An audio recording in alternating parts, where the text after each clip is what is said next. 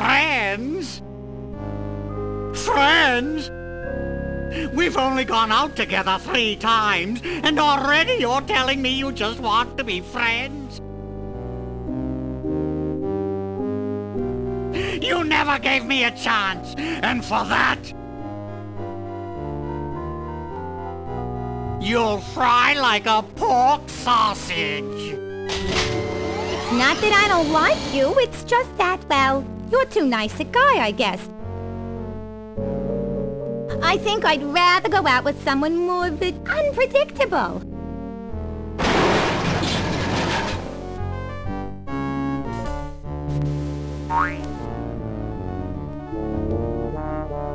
Hello. This doesn't look like the Lincoln Tunnel, Sam. Looks to me like a marginally volatile hostage situation, Max. Ooh, does this mean we get to kick some puffy white mad scientist butt? Can't think of a reason not to. You'll be of no use, freelance police. With the flip of a lever, my ungrateful lunch date will be reduced to a half cup of disoriented atomic matter. I knew he wasn't a real doctor. Shall I confront, subdue, and pummel the suspected perpetrator, Sam? Sick him up, little buddy. Ooh! Ow! Hey, nice one. Yikes! Huh? He's not a real guy, Sam! Can I keep his head for a souvenir? Why do you suppose it's ticking? That's no head, Max. It's one damned ugly time bomb. Let's leave this criminal cesspool pronto.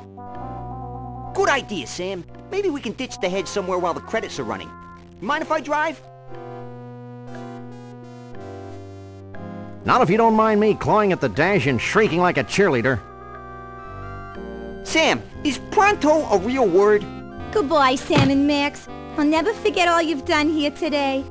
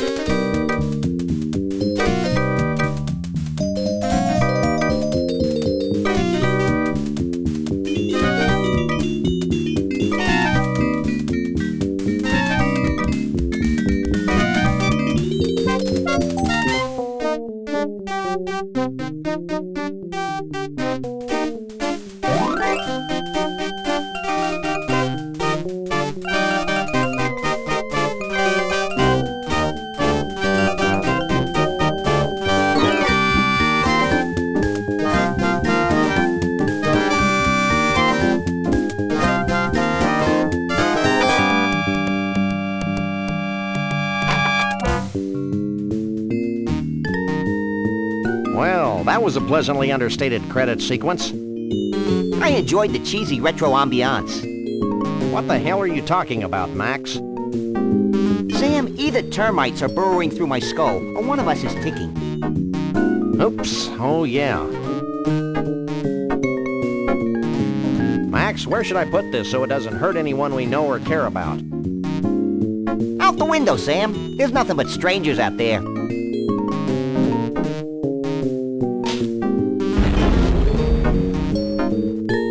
I hope there was nobody on that bus. Nobody we know, at least.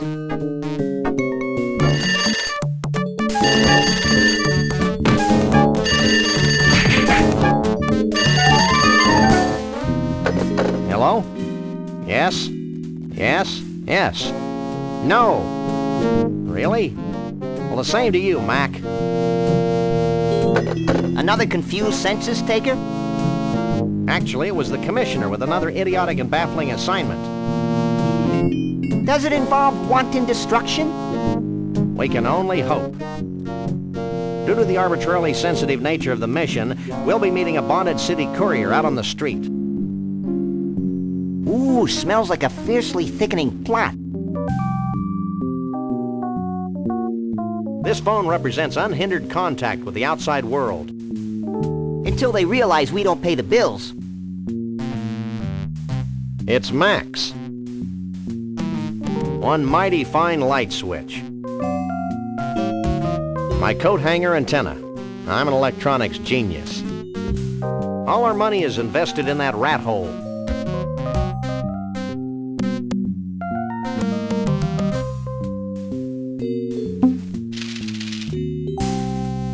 Cash. Never leave home without it. Yeah, we may need it to bribe slippery government officials. We've been through a lot together, this TV and I.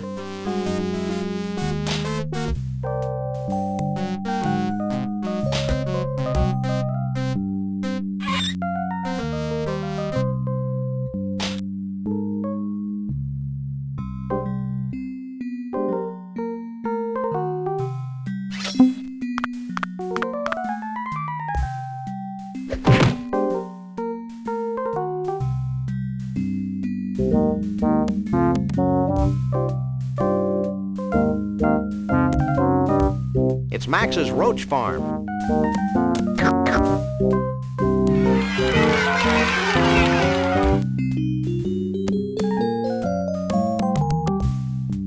It's a blacklight that Max uses to illuminate his rare 60s posters.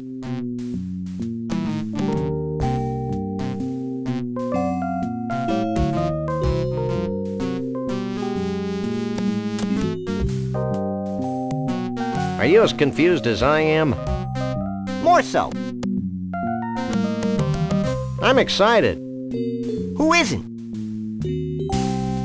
I'm thinking of a number between 1 and 10, and I don't know why. Me too. You're looking hale and hearty, little buddy. I'm a coffee achiever, Sam. Well, that's all.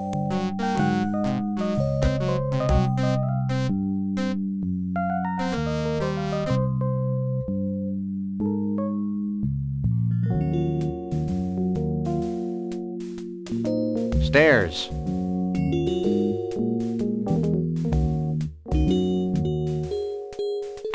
So, you want a piece of me, huh? Well, take a piece of this. Brutal. But very true to life. And here's one for your old man.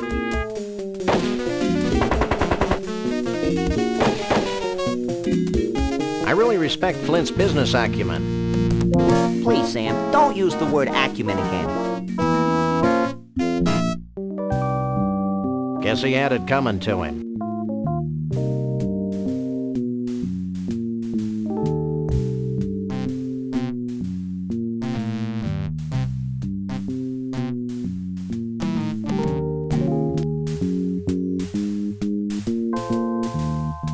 Oh, it's a cute little hypercephalic kitten. I'll call him Mittens, because I think he'd make a fine pair of them. Vehicles will be stolen.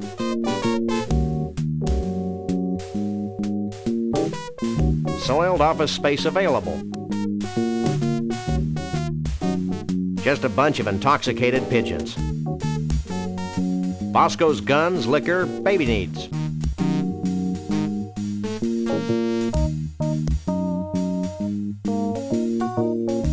Somebody's been ripping off the U.S. Postal Service.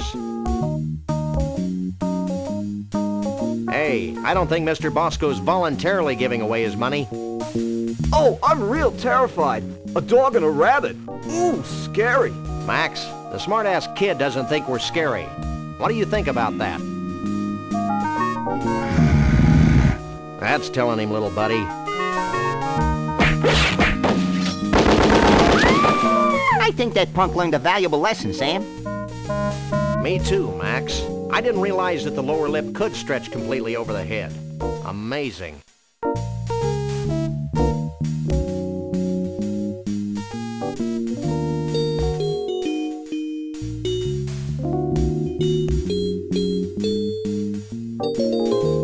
I just love to turn this guy inside out. Ooh, that gives me an idea.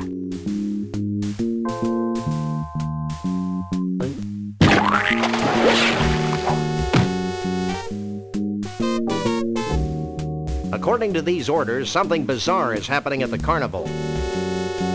I thought that was the whole point. Maybe we should check it out when we've got nothing better to do, like any time.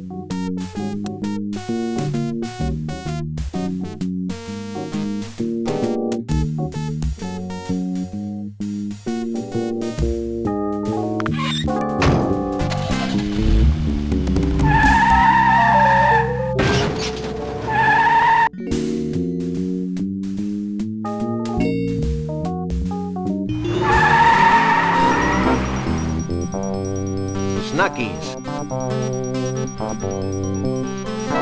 If Max spontaneously grew antlers, he still wouldn't be this ugly.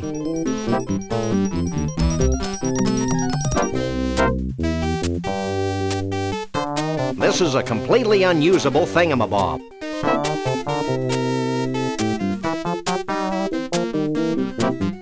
This is what they do to merry-go-round horses who won't stay with the pack.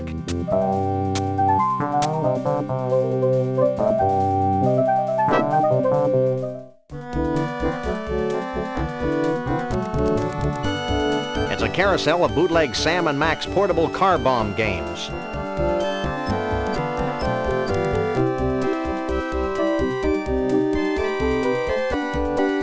It's a shelf full of Snuckies crap. I gotta go to the bathroom. It's Max. It's Max.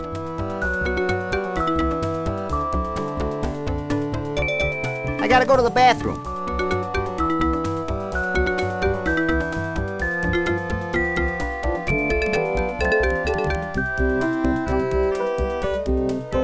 No way. Max tried to swallow one the last time.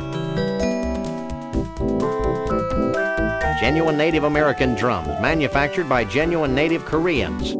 I gotta go to the bathroom. Jackalopes, the bastard pets of Piltdown Man. He's one hell of a soda jerk. He really loves his ice cream. It's a box of pecan-flavored candies. It's one of those jumbo-size all-you-can-drink Snuckies cups. It's almost as big as my head.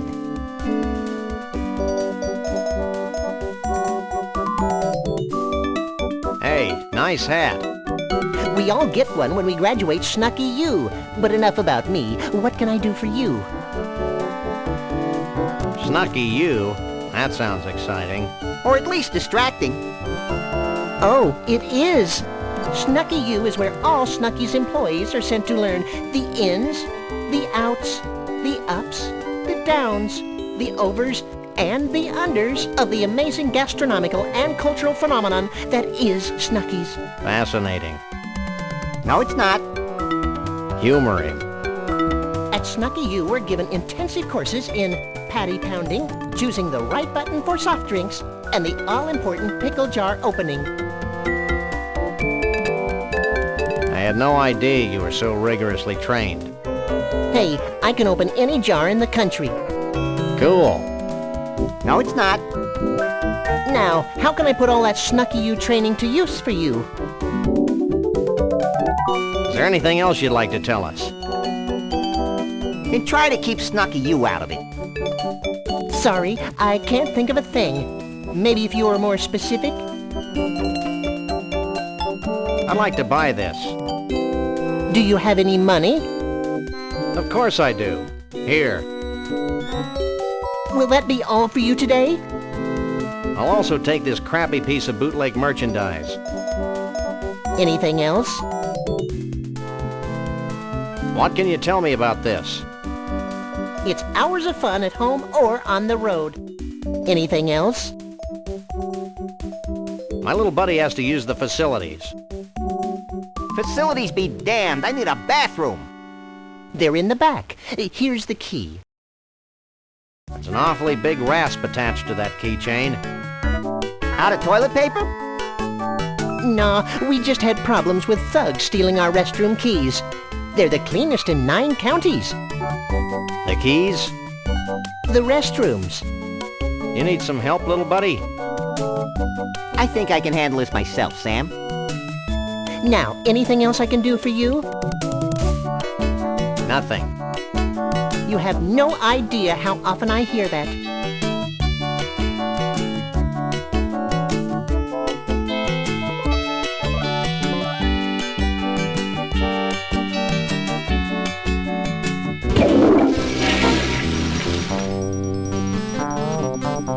Max!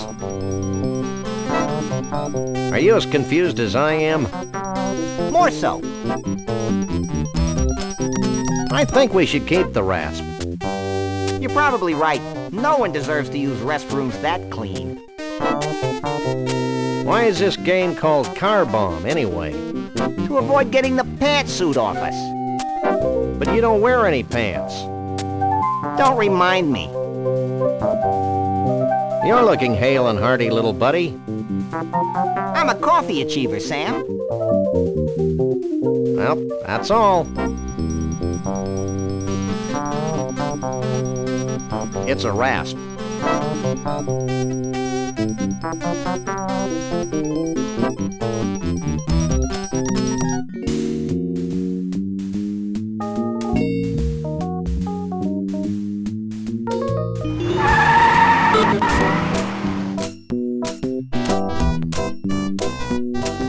Tom Nation and blimey, he ain't here.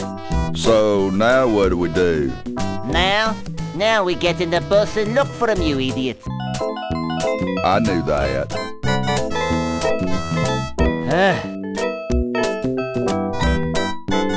Get out of Mr. Bumpus' way, you partially clad varmints.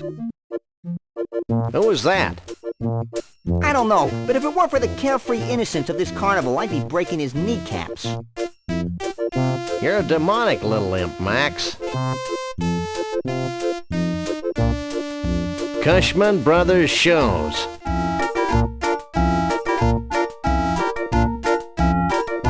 Hall of Oddities.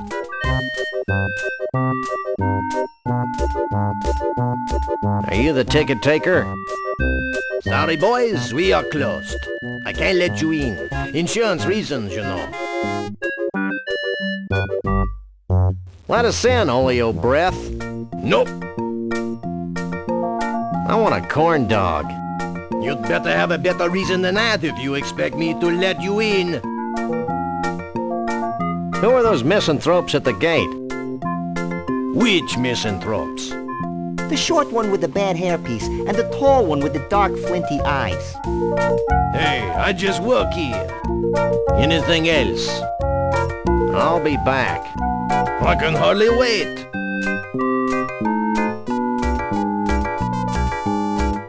It's our orders from the commissioner, telling us to hightail it down to the carnival.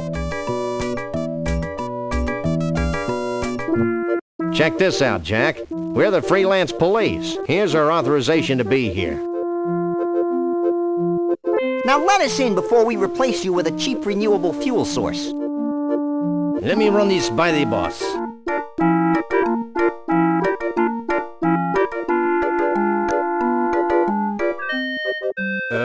I guess you can go in, but be careful. Carnivals can be dangerous to your health. Ho, ho, ho. That was needlessly cryptic. I'd be peeing my pants if I wore any.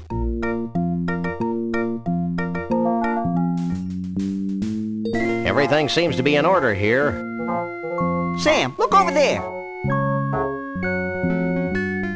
How dare you call in the authorities without consulting me?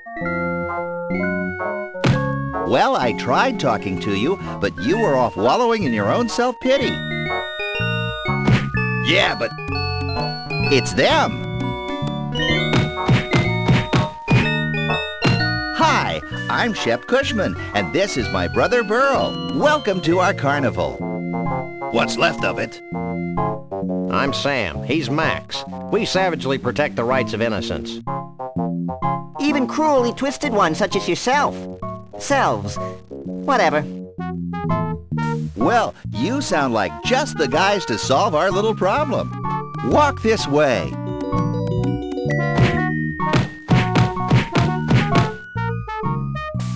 See this melted block of ice? How could we miss it? This used to be our main attraction. Your main attraction was a block of ice? Don't be dense. Our main attraction was a genuine, Authentic real life, Bigfoot. on ice. Hey, let me get this straight. You want us to go traipsing all over the country looking for a soggy Bigfoot? I've never been traipsing before. Does it hurt? But Bruno must be returned to us. He's a brutish, ignorant beast with no sense of right or wrong. Hey, who isn't? Besides, he's kidnapped our second main attraction. Is that the block of ice? No, it's Trixie, the giraffe neck girl from Scranton. She disappeared at the same time Bruno did. We can only assume that the monster took her when he made his escape. I guess Max and I could search for your missing freaks, but we'll need free run of the carnival to look for clues. Yeah, and free corn dogs, so we can uke all over ourselves. No problem. Here's an all-day free pass. Leave everything to us, and we'll have those abominations of nature back in your protective care before you can read the Koran. Didn't he fight Godzilla?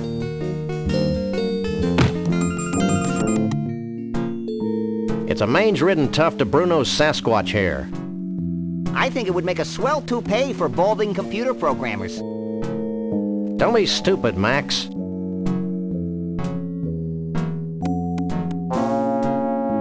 Ugh. Bruno the frozenest Bigfoot. Ugh. Man or chicken dumpling? He's a nice guy, but sort of a drip. Human enigma. How Kafkaesque. Insect lad. Jesse James' severed hand. And it's still twitching. So this is what happens to unsuccessful third-party presidential candidates.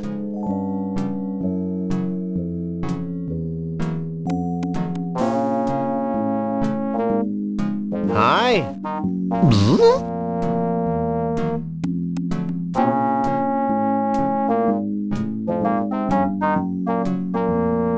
Man or chicken dumpling? Which one do I talk to? Me! Him. I'll bet life is an unending torment for you guys. Actually, it's not so bad. Speak for yourself. Where do you buy your clothes, anyway? These aren't clothes. Our skin is naturally green and vinyl-like. Good Lord! He's buck naked! So are you. Yeah, but I'm cute and marketable. Is there anything else you can tell us about your escaped Bigfoot? Well, He's our Bigfoot. He's escaped. He's a menace to society. What more could you possibly need to know? He's right, Sam. I don't think my colossal head could retain any more knowledge. What can you tell us about Trixie? she's a very caring, sensitive young woman. If you care about that kind of stuff. She used to sing folk songs to the other freaks in her trailer. You ever heard a Scrantonese folk song? No. You don't want to. Oh, there was one other thing. She likes her men like the Statue of Liberty. Green and rusty? Tall and dense. Who are those guys we bumped into out by the gate? What guys? One was a short guy with big hair. The other one was a tall guy with big hands. Oh, you must be talking about internationally renowned recording star Conroy Bumpus. And his assistant, Lee Harvey. Bumpus? Who's Conroy Bumpus? He's a loon. Insane. And a country and western singer to boot. He actually wanted to buy Bruno and Trixie from us. Boy, was he steamed when he found out that we didn't have him anymore. Well, it's back to the Bigfoot hunt.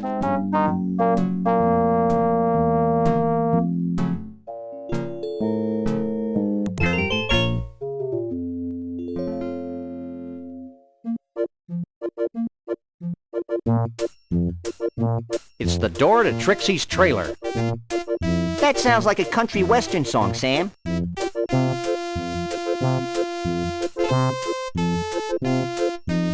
It's a wholesome whack-a-rat game. I can't pick that up.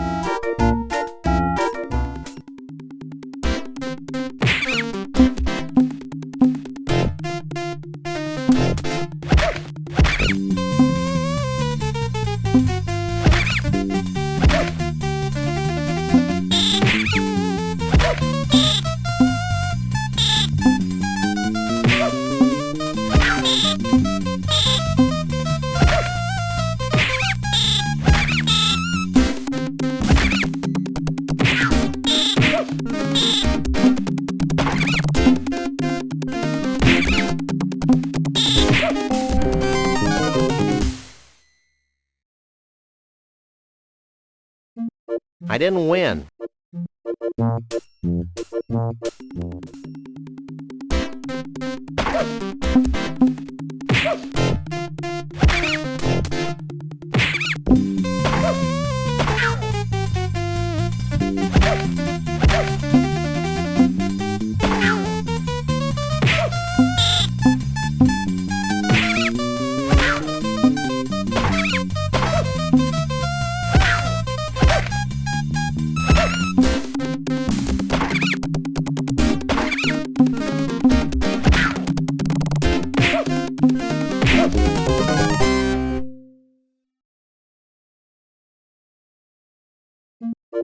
I won something.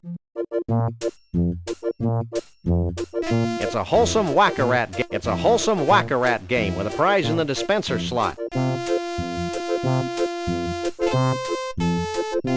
Hey, this crummy prize doesn't come with any light bulb.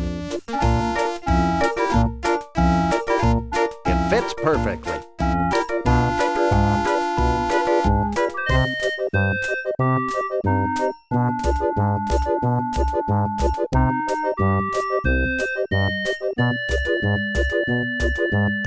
If I didn't know that this guy was a highly skilled professional, I'd be very afraid. Cone of tragedy.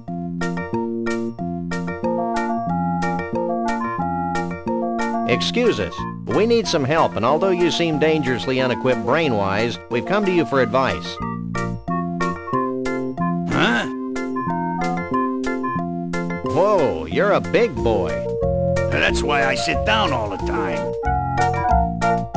Do you guys all go to the same tattoo parlor or what? Actually, these aren't tattoos. It's my natural skin. What do you know about Bruno the Bigfoot? Who wants to know? We're the freelance police, and we're in a race against time. And we're barefoot. All I know about Bruno is what the Kushmans tell me. Well, that was useless. You might want to try the Tunnel of Love, though. Rumor has it that one of Bruno's buddies hangs out in there. Ooh, let's go, Sam. Oh, hush.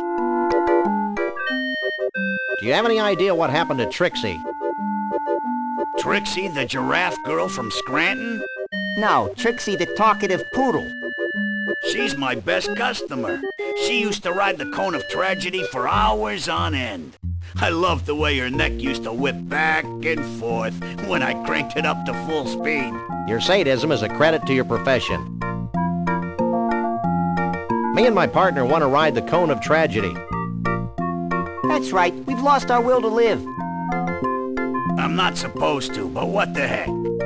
You two look like a couple of caring, non-litigious mammals. Strap yourselves in, and I'll turn on the cone.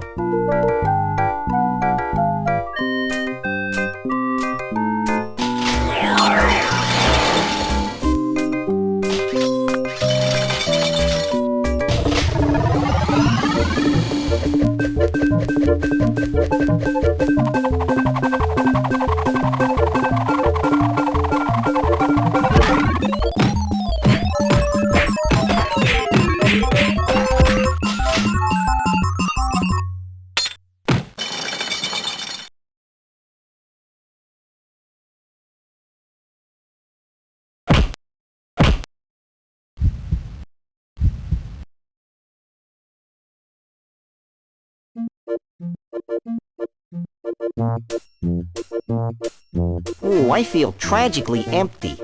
Me too. It's as though an integral part of my essence has been ripped from my being. Let's do it again. Maybe later, chum. Hey, what happened to my carefully collected box of useless junk?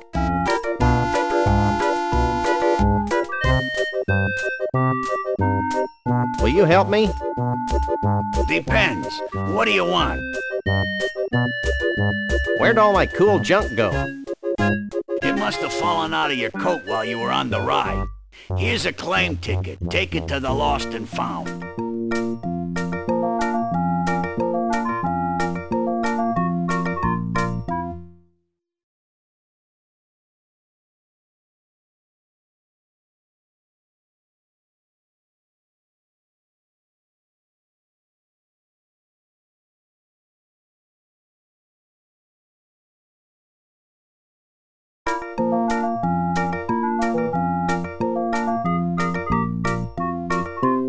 It's a fishbowl magnifying lens.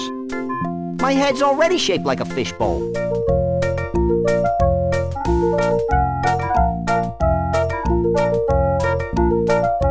It's one of those impossible-to-win carny games that have been ripping off the American consumer for decades. I love capitalism. It's out of order.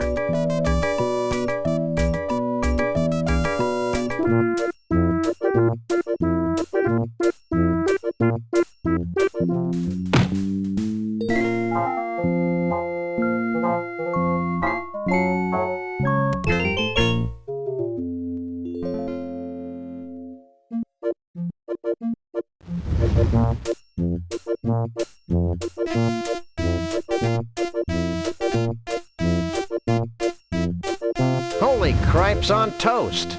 Nothing personal, but you're the single ugliest thing we've ever seen. Well, there was that computer game developers conference. Have you lost something? I lost a whole bunch of neat junk. You must have been gifted with psychic powers to make up for your obvious physical shortcomings. Bad deal. Have you got a claim ticket? Sure.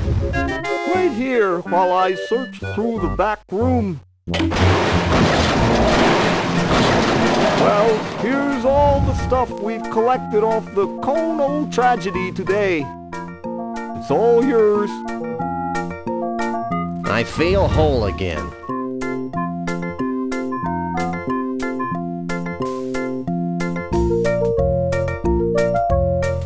It's a powerful refrigerator magnet that says World of Fish on its side.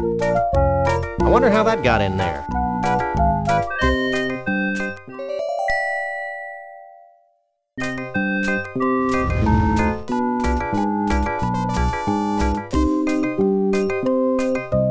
Looks like the midway's over there.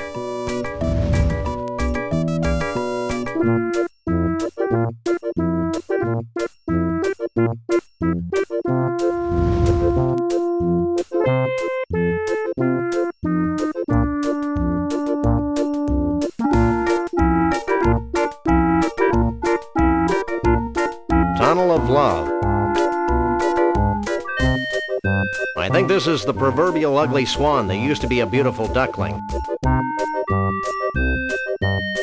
Want to ride the tunnel of love? Yippee!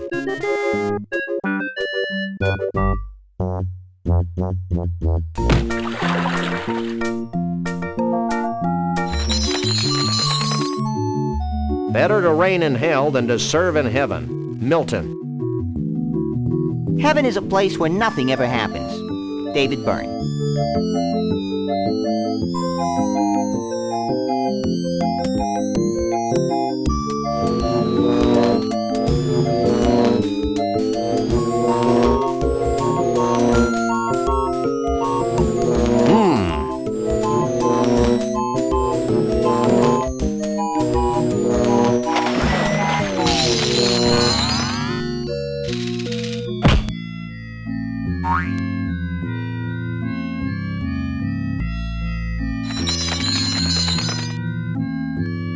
It's a cheap-looking painting of a castle. Just another random acts of violence. Get off of there, Max. Why? Check this out.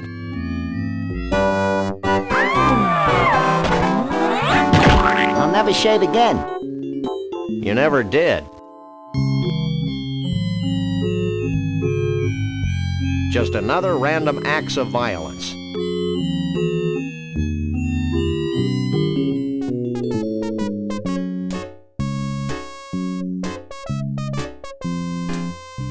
Couch spud us in his native habitat. It's Max.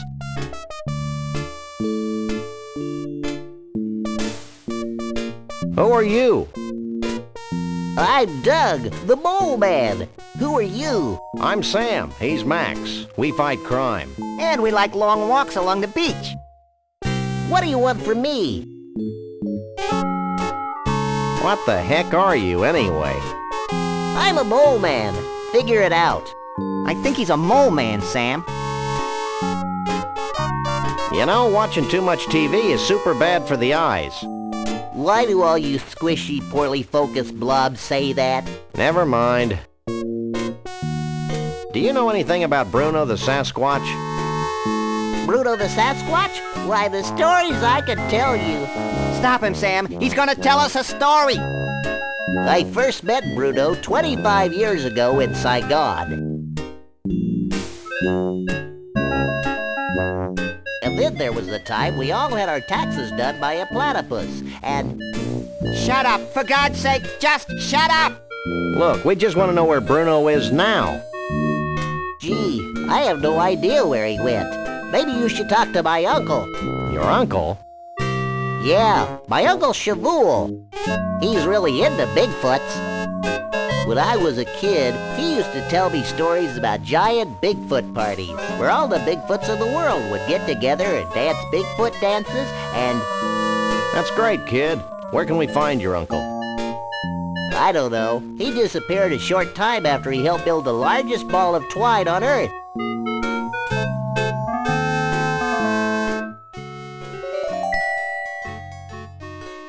I think I may weep openly.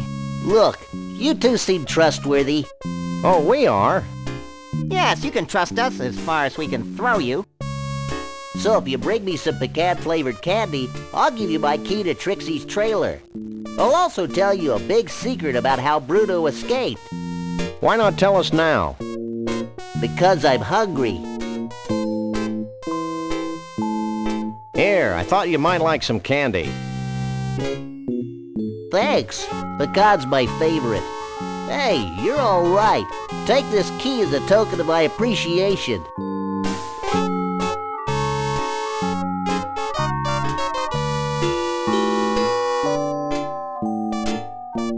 Wow, this is some key. Okay, Sam, let's get the hell out of here. Wait, I've got a great story you should hear.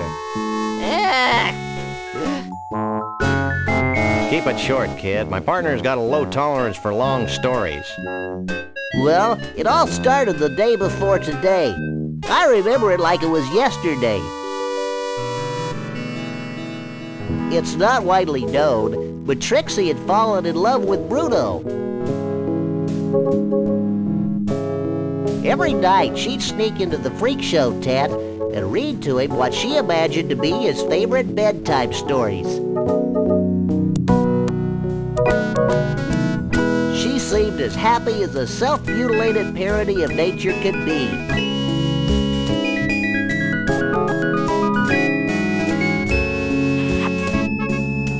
But she could never truly be happy until her beloved Bruno was free. Finally, she decided to do something about Bruno's predicament. She begged Flambe, the fire breather, to free the Bigfoot from his icy cage. Flambe took pity on poor Trixie and liberated Bruno, and the happy couple haven't been seen since.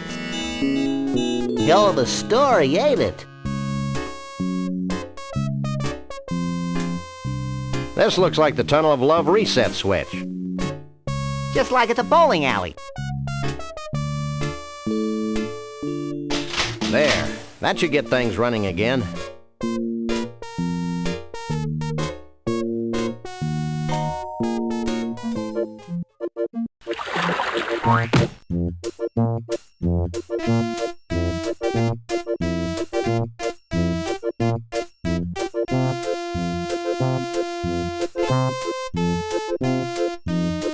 It's the door to Trixie's trailer.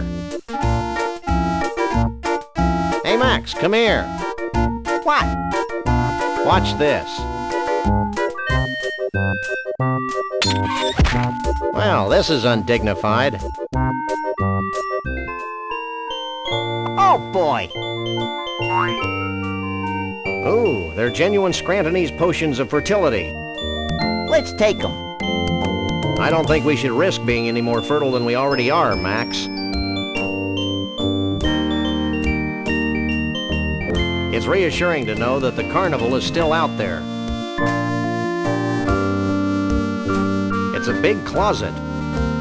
Trixie's a big girl.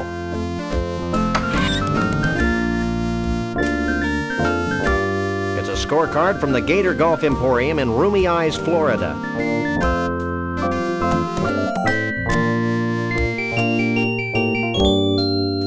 It's a hope chest. I hope it's filled with more gold than my poor eyes can stand.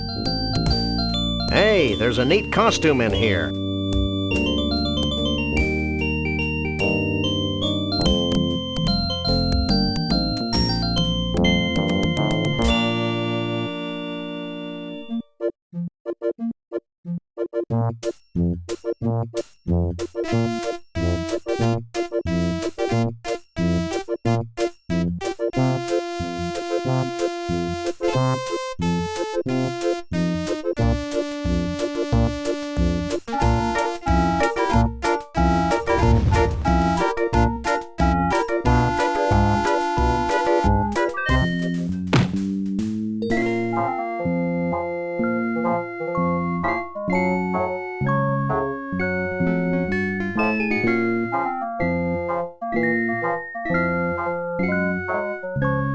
Jesse James' severed hand, and it's still twitching.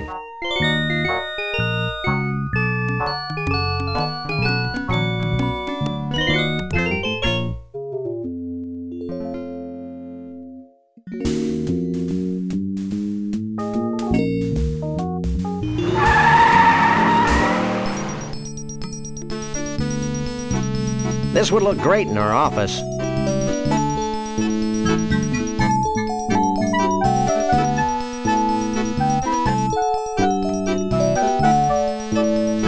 It's about time they closed this senseless, cruel, politically incorrect attraction. It was my favorite. What is it? It looks like a couple of snakes. Everything looks like a couple of snakes to you.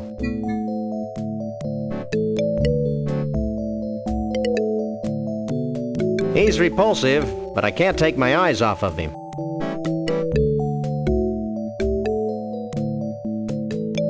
Not that I care, but what made you think of putting alligators and golf together? I didn't. Fact is, this place used to be a miniature golf course. Then, back in '89, the swamp flooded the whole shooting match, windmills and all. Next thing I knew, I had a half-submerged miniature golf course crawling with 10-foot-long gators. I hate when that happens. Tell me about it. So I turned the golf course into a driving range.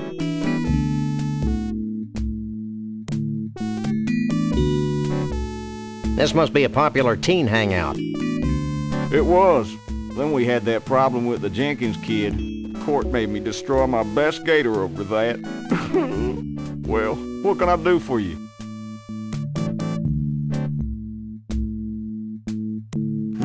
I've got an inexplicable urge to buy some suitcases.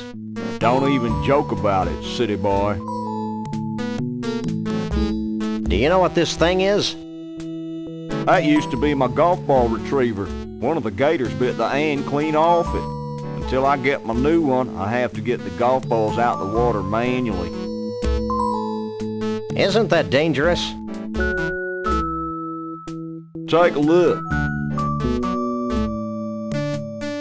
So what kind of handicap does your average Bigfoot have? Bigfoots? Don't get me started about Bigfoots. I used to have a Bigfoot. He was my star attraction.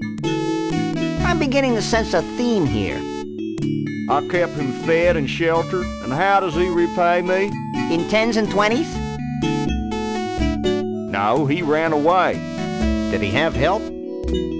Well, someone must have given him that there acetylene torch to cut through his protective ankle wear.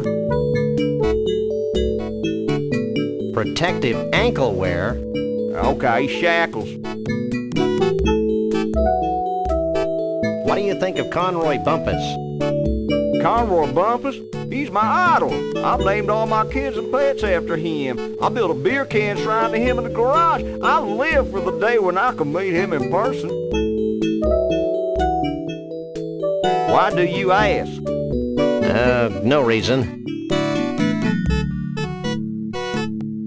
Don't go anywhere. Where would I go?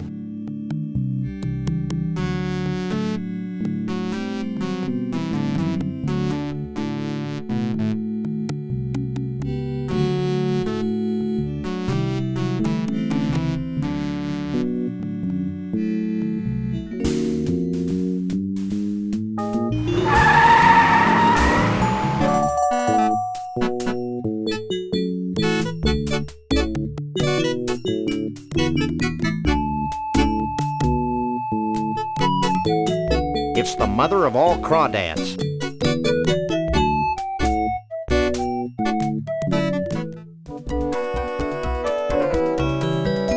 It's a carousel of bootleg Sam and Max paint-by-number books.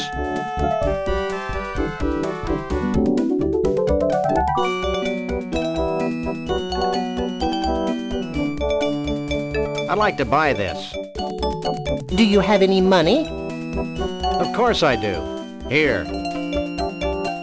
Will that be all for you today? That'll be all.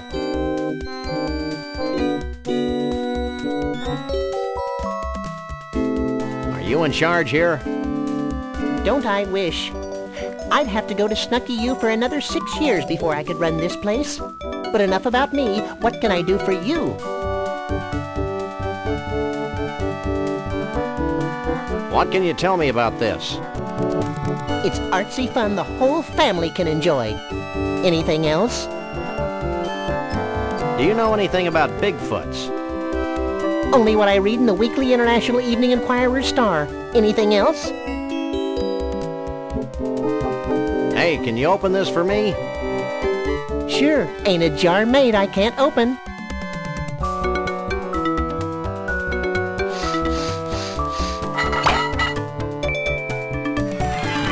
Anything else I can do for you? Nothing. You have no idea how often I hear that. He really loves his ice cream. Excuse me. What? Excuse me. What? Sharing this experience with you has reminded me. I want twinklies! More twinklies!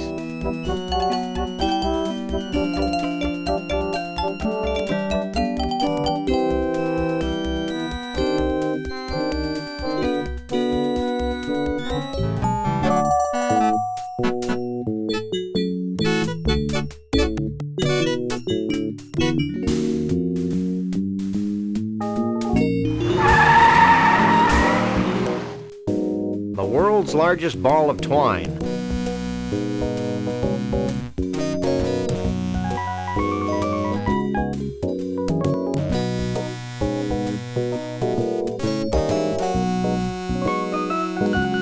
Holy cat heaven, how long do you suppose it took them to wind this immense ball of twine? More importantly, how did they get it to stop rolling once it was all wound?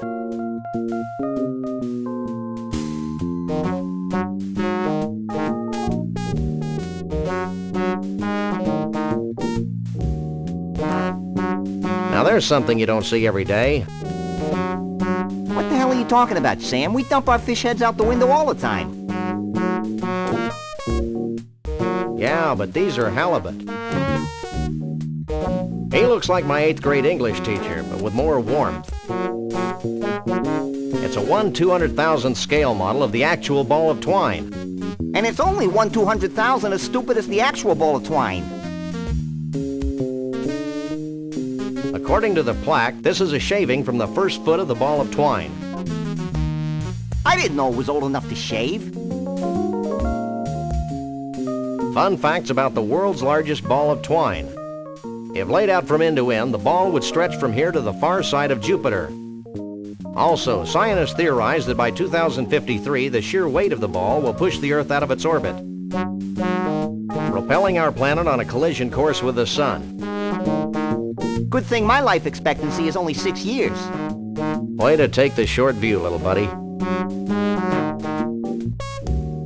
Words like big and large only begin to describe this thing. I think stupid and inane would be useful additions. Not to mention grotesque.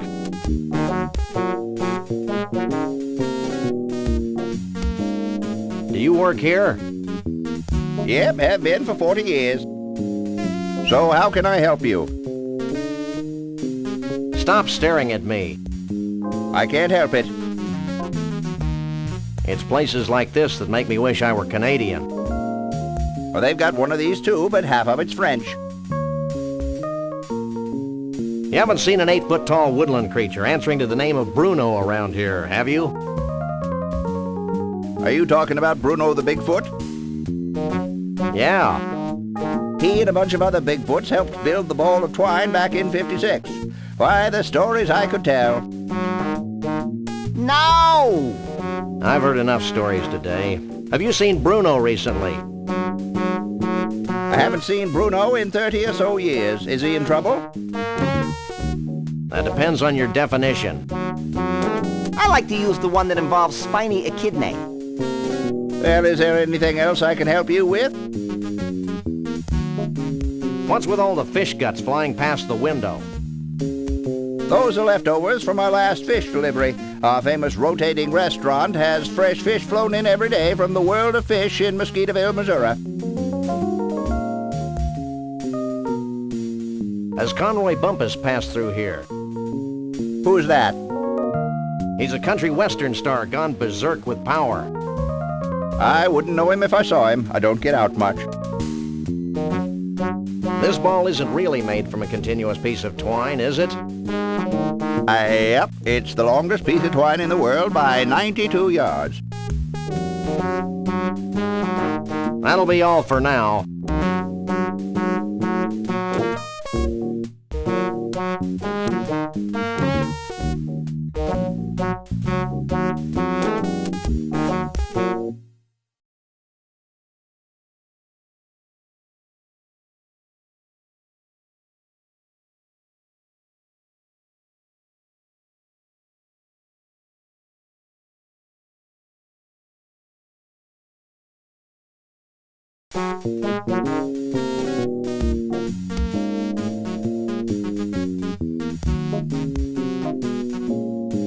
This is a completely unusable thingamabob. I can't cut off a piece of twine in the middle. That would destroy its status as the biggest ball of twine in the world.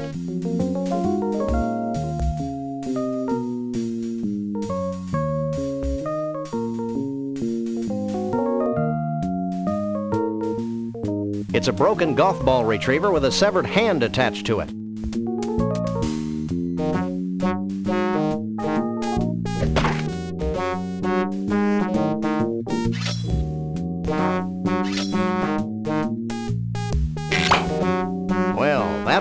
useless. Yeah, sort of like those tax forms we keep finding in our mailbox.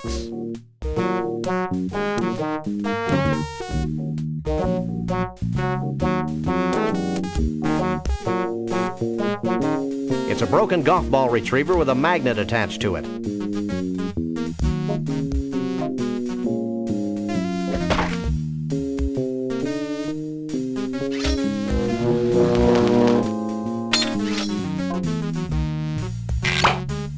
That was wholesome. Not to mention physically improbable. I must be happy.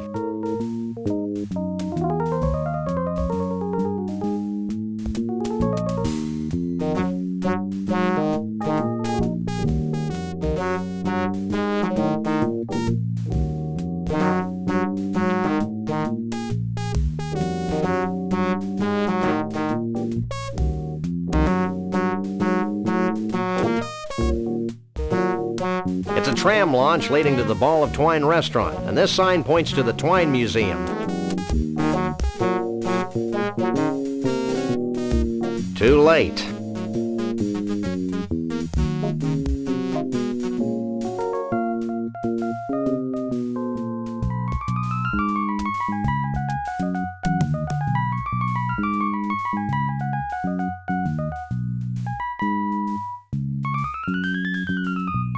Shake a leg, Max.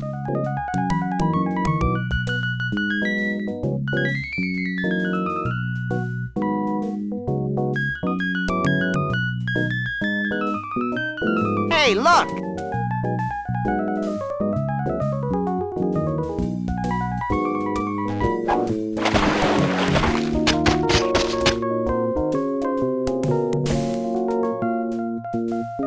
That's one long loose end.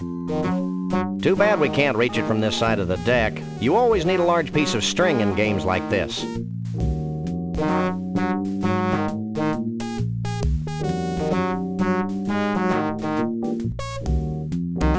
I can't reach that door from here.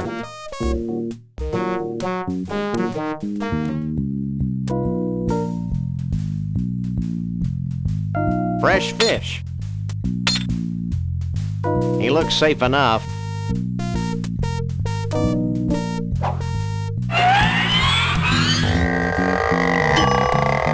What you doing? Using my telekinetic powers to bend my tools. Why? To help me fix the rotating mechanism on this diner. Well, that makes sense. Hey, lay off the swearing. We're trying to appeal to kids. Get bent. % sign, ampersand, $sign. And colon, semicolon, too. What are you doing? Swearing in longhand, asterisk mouth. Should I even bother asking you about Conroy Bumpus? No. Have you heard anything about Bruno the Bigfoot? Who that is Bruno the Bigfoot? Sam, he's speaking in tongues. What are these malformed tools good for? Lots of things, like scratching those hard-to-reach places. Every place is hard for me to reach. Would you like a free sample? Sure.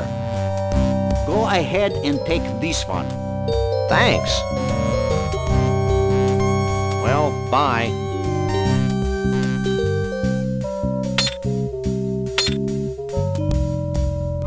These exposed wires look like they're part of the restaurant control mechanism. They look like overcooked pasta to me, Sam. Seafood. It's a conveniently located pair of mounted binoculars.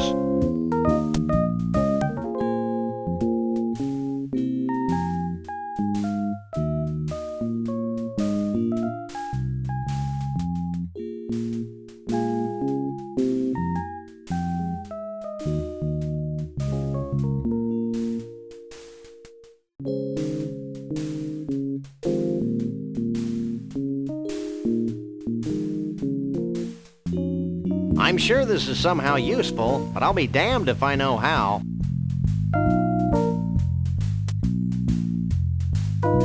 This is a completely unusable thingamabob.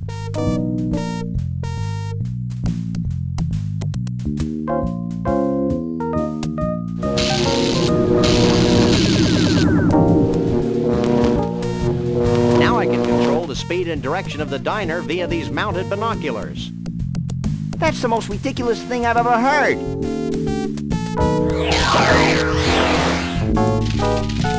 Maybe not.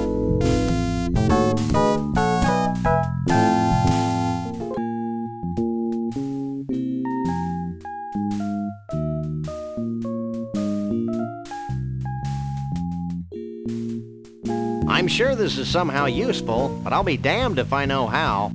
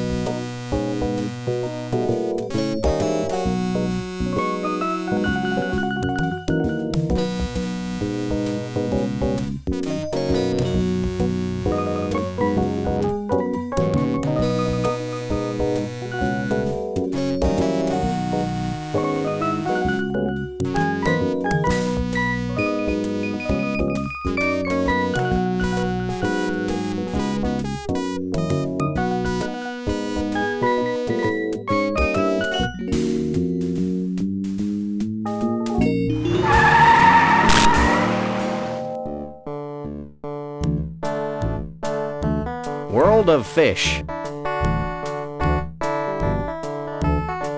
Fish feed. I hear a distant rumbling. You should have thought of that before we left.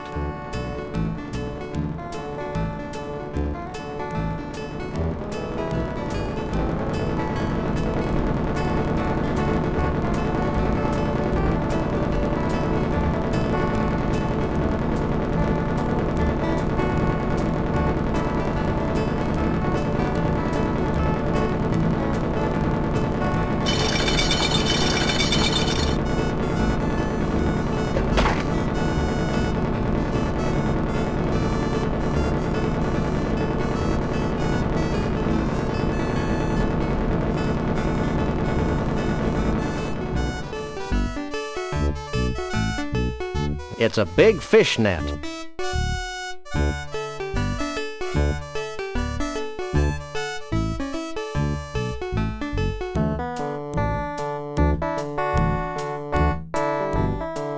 What a hunk of filet. I'm naming it Bubbles. It's a net with fish.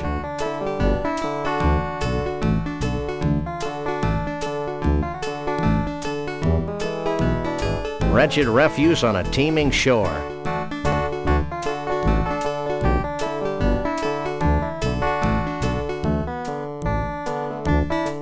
What's going on here? What's going on? I'll tell you what's going on. I'm risking pneumonia standing in this creek. That's what's going on. You must really love fish. Actually, I'm allergic to them. Then why do you work here? Because I'm more allergic to poverty. I love all your movies, especially the early funny ones. What are you talking about? Sorry, I must have confused you with someone else. What do you know about Bigfoots? My great-aunt Lois married a Bigfoot. He used to shed all over Grandma Phyllis's upholstery. What's the deal with that helicopter? That helicopter is the bane of my existence. Every time I catch enough fish to fill a net, the helicopter swoops down and carries the fish to the Ball of Twine Diner in Central Dis, Minnesota. How sad. I know. It's like being stuck in a Norman Mailer novel. Have you seen Conroy Bumpus? No, I try not to listen to country music. When I do, I usually have an uncontrollable desire to drink a lot of beer and do illegal things to farm animals. You too? Don't move. That's a large fiberglass fish.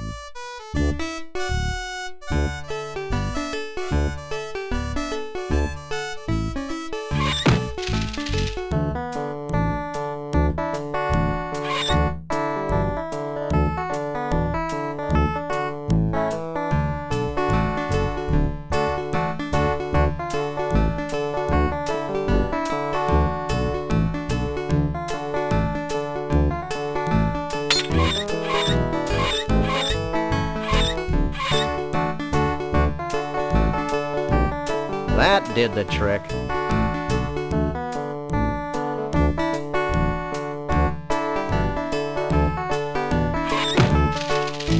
It's kind of wobbly in here.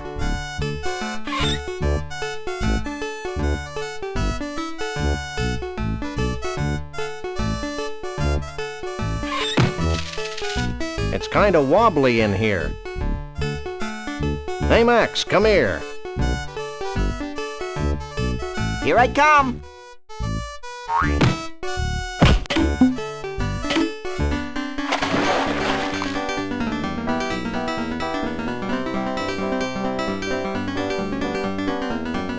One must admire the skill with which the wily uber trout stalks its prey. This is one of the 10 most liberating experiences of my life, Sam. Holy mackerel. I'm a trout, stupid. Holy trout. I'd always thought you were made of plaster.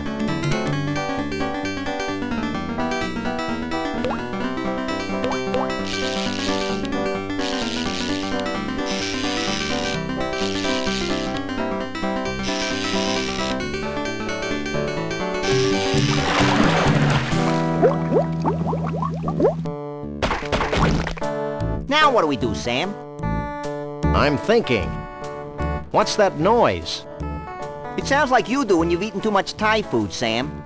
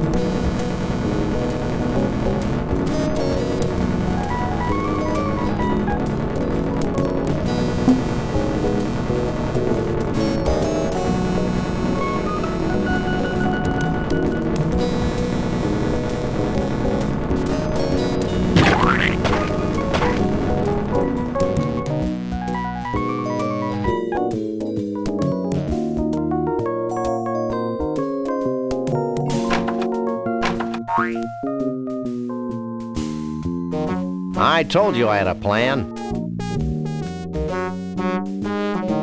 Hey, Max, I've got another plan. I think I liked you better when you were clueless. Shut up and climb over the rail.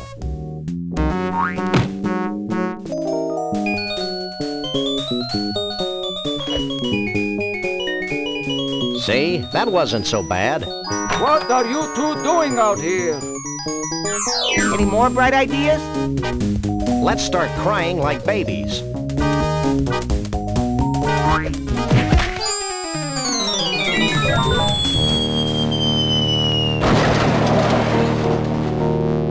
Galileo was wrong. I don't think we were in a vacuum, Max. Hey, how will we get our car back? Wait for it.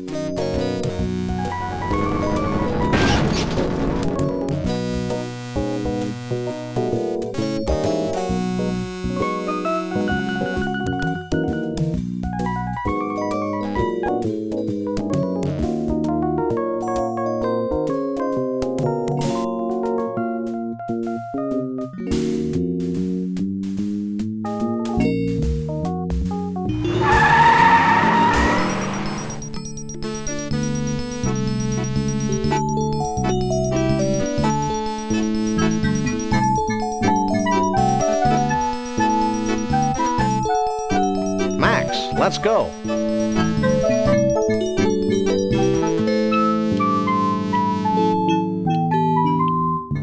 And the proprietor has no idea what happened to his Bigfoot? That's what he said, Mr. Bumpus. You know, Lee Harvey, I'm beginning to think that vast unseen forces are aligned against my quest for a Bigfoot. Ditto. Ditto? Hey, look it! It's those two, what was that word, Sam? Misanthropes? Yeah, misanthropes. What are you, anyway, the president of the hair club for short people? This is Mr. Conroy Bumpus, famed country and western star. I'd suggest you show him some respect. Yeah, well, he looks like a lounge lizard to me. And I'll bet his scalp itches from that bad rug. Maybe you should watch yourself, little furball. Yeah, well, I've got more hair on my fuzzy little butt than you do on that hollow country head of yours. Okay, I've had enough. Nobody makes fun of my hair.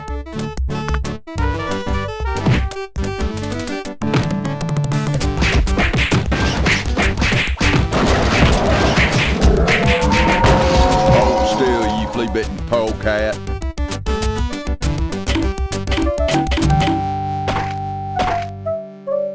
Here you go, boss.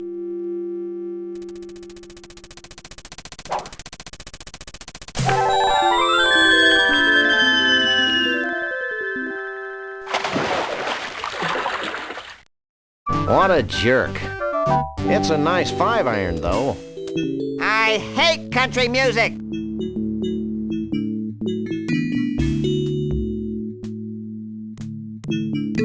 It's a bucket of golf balls. Golf clubs.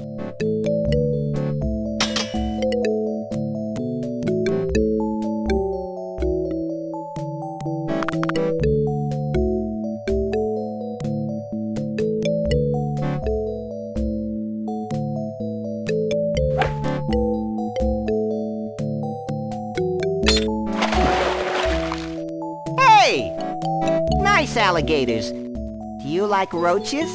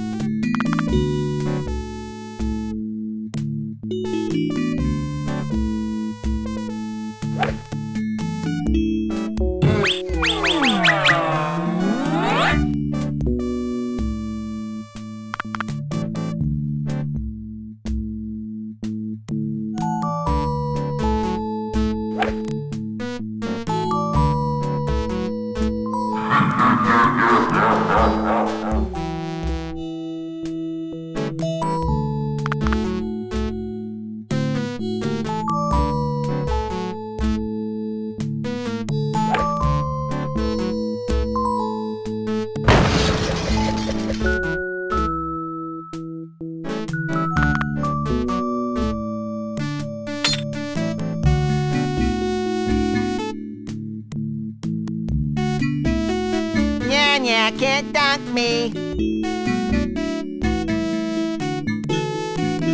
I can't use these things together.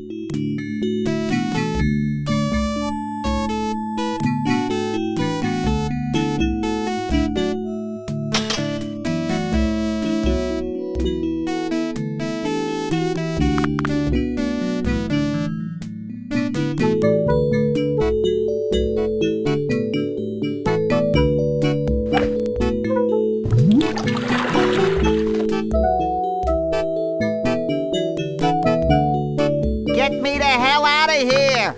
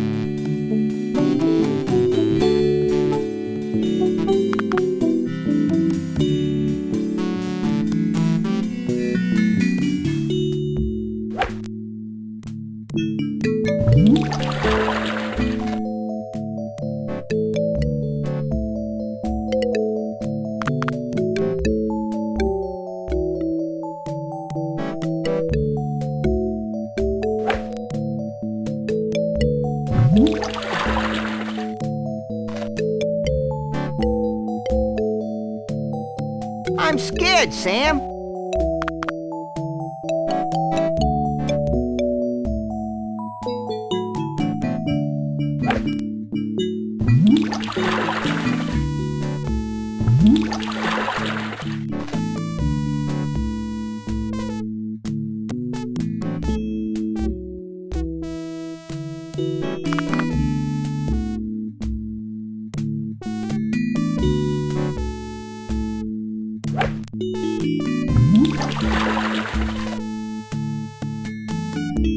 Hey, you've made a path across the driving range.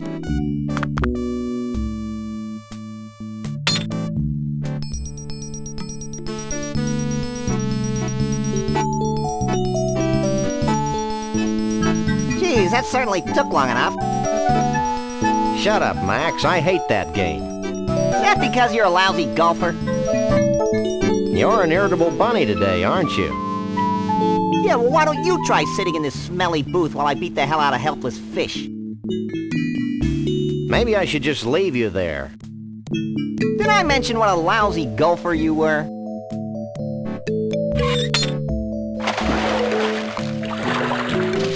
You suck, Sam.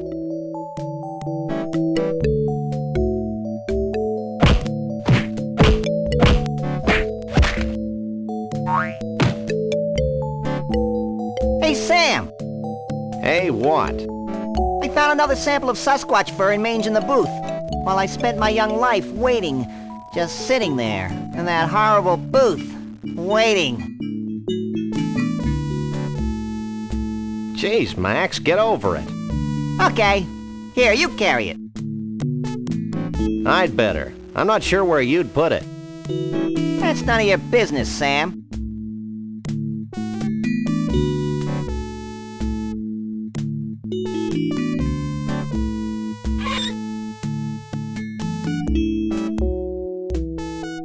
It's a snow globe from the Mystery Vortex in scenic Goldwump, Washington. Let me see. Take a look. Too bad it's empty or we could shake it. Like this? Yeah. What's that writing on the bottom of the globe? To Elmo the Bigfoot. Keep on truckin'. Shavul the Mole Man. Hey, maybe Shavul's at the Mystery Vortex. Let's go there before I'm distracted by something.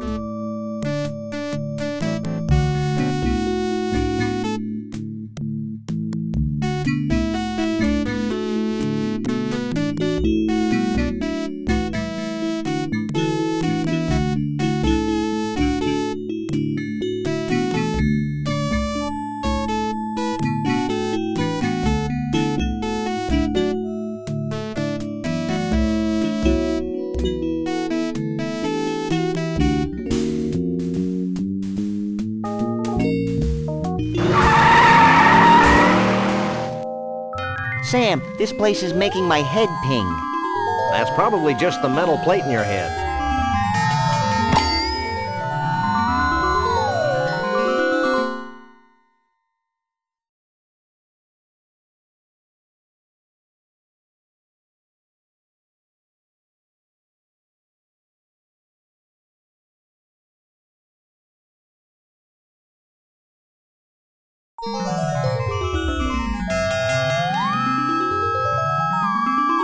Who knows what makes these inanimate objects dance their infernal jitterbug?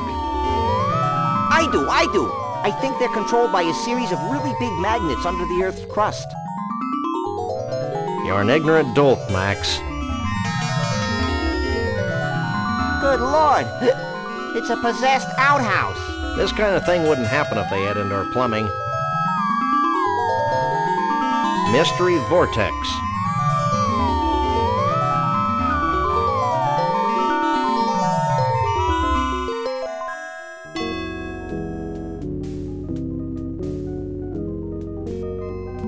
It's a small door.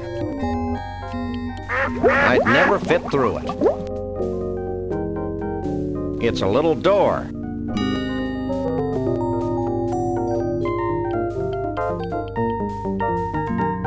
It's a player piano.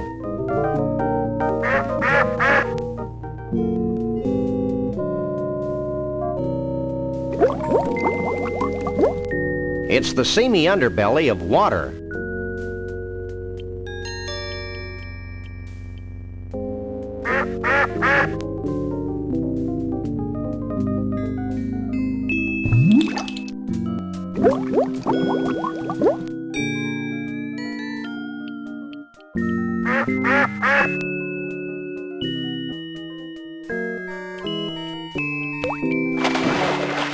That's a mirror.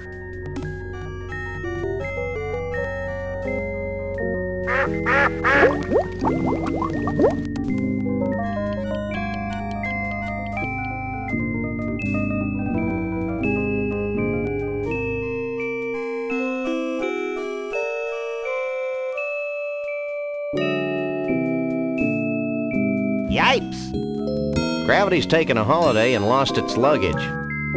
That's not what I'm about to lose. I think I'm gonna throw up. Throw down. Whatever. Mini vortex. What does this do? That special booth is filled with the magical, mystical mysteries of the universe. Say that one 3 times really fast.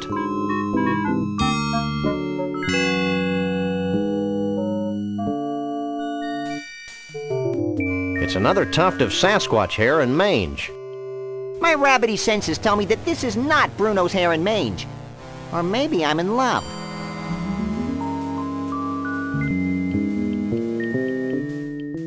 Bigfoot. Museum gift shop. Looks like all the blood went to her head years ago. Stoof gib tool ba wonk oi odd taw? I'm upside down, cutie, not dyslexic. Oh. I feel like my sense of reality has just exploded. Try cutting down on cholesterol. Are you feeling as mentally unstable as I am? More so. It'll wear off in a few hours. I'm looking for a Bigfoot. You too? I used to have a Bigfoot nap like ice over there. Yesterday I stepped out to have my spine recompressed, and when I got back, he was gone. Spine recompression. Cool. Do you know who Conroy Bumpus is? Yes, and he was here looking for a Bigfoot. Then he got sick and had to leave. This place seems to have that effect on people. Do you sell any snow globes like this one? We used to, but not anymore. Why not? Because they were having an inexplicably bad effect on the vortex. With every new snow globe we built, the vortex got weaker and weaker. The same thing happens when I watch sitcoms. So we decided to discontinue the snow globes for financial reasons. I guess this means you don't have any snow globe stoppers. You got it. Are you feeling as mentally unstable as I am? More so. It'll wear off in a few hours. We'll be back. Back, front, it's all the same to me.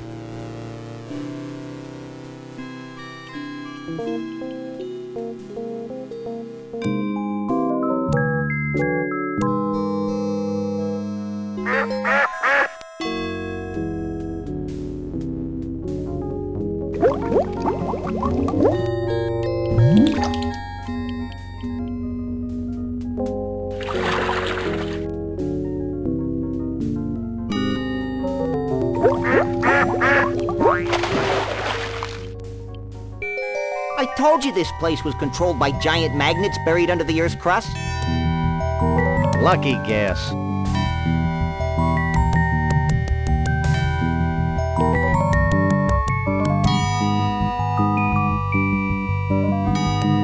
It's a big magnet.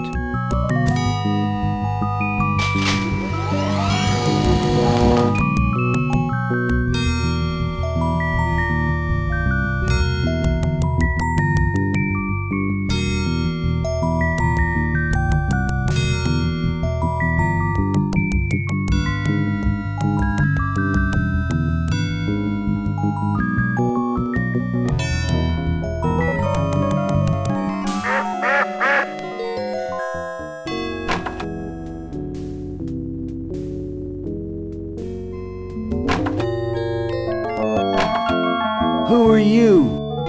I'm Sam. He's Max. We bust punks. And we're overachievers. That's cool, man. I'm Shavul. What do you want with me? Hey, Sam, look. Well, this bottled water is a real letdown. We need your help. Help is my middle name. Or maybe it's Star Child. Doug says hi. That karmic waste of space? I bet he still spends his days zoned out in front of the TV watching crummy reruns. Yeah, but now he's got cable.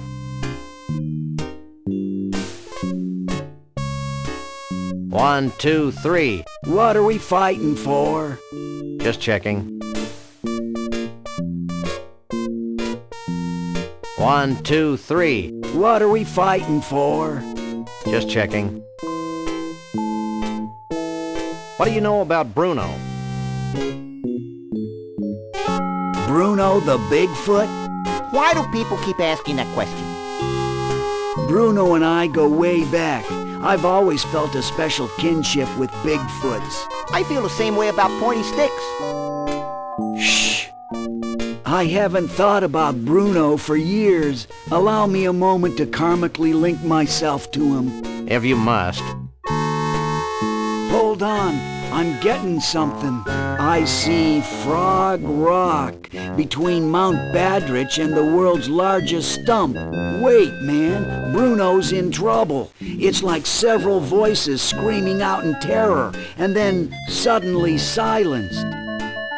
Sorry, guys, but I can't get a clear psychic image of Bruno. The sad truth is that I haven't been able to concentrate very well since I lost my mood ring in the biggest ball of twine in the world. If you find it for me, maybe I can help you. Is this your ring? Cool, man. Have you found Frog Rock yet? No, but I don't see how finding it's going to get me any closer to finding Bruno. Finding Frog Rock's only the beginning, man. Once you're at Frog Rock, you'll need some samples. Samples? Yeah, man. Bigfoot samples. You know, fur and stuff. 3 of them. Smear 'em all over Frog Rock. Put the fur on the rock. Got it. Let's go, Max. Wait! You'll also need some Mystic Mole Man powder. You must be joking. No joke, man. Here, I'll get you some.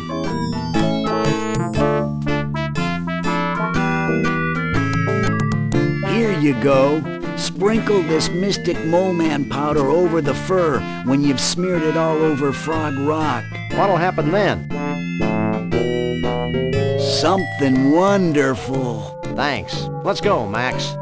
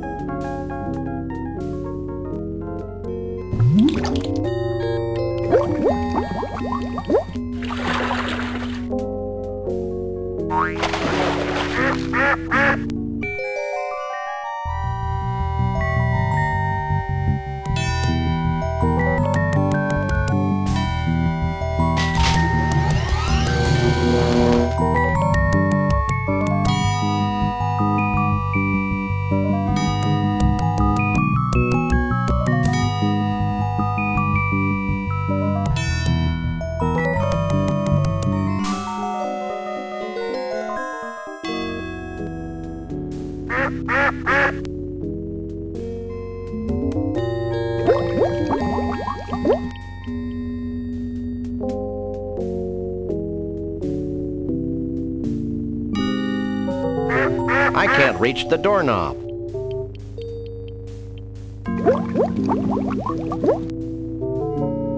This is a completely unusable thingamabob.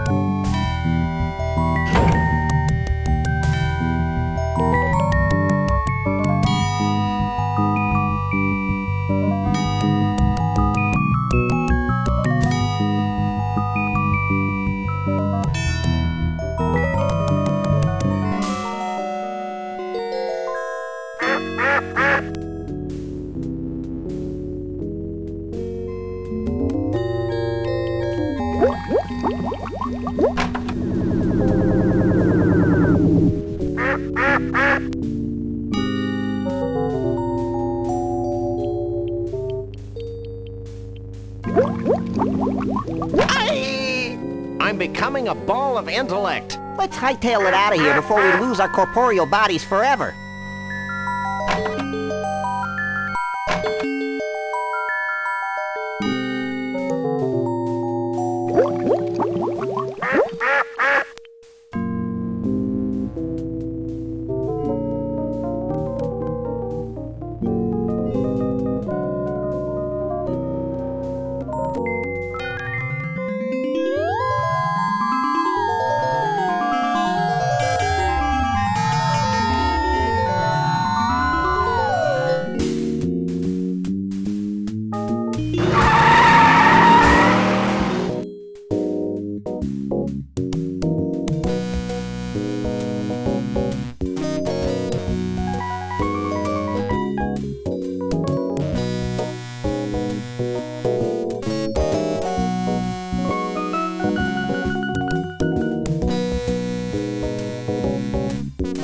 Take a leg, Max.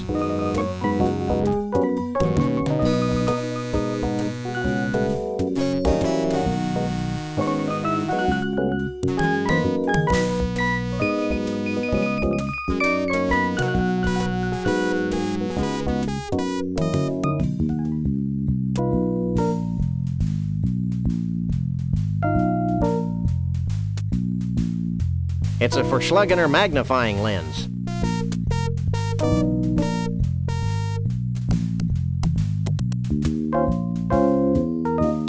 Okay, I've lodged the magnifying lens in front of the mounted binoculars.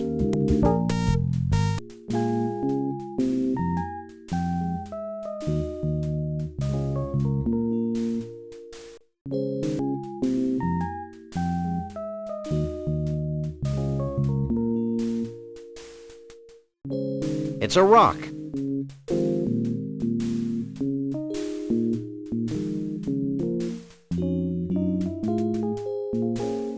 That's the enchanted Argyle Forest.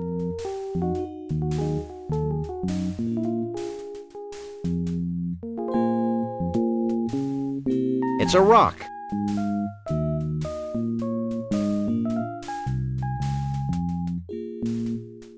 Why, it's the eternal plain of acid rain.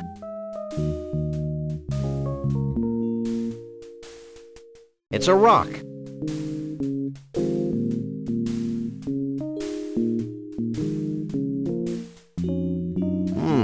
The largest stump in the world. It's a rock. And it's between the two things Chavoul said it was between. It must be Frog Rock.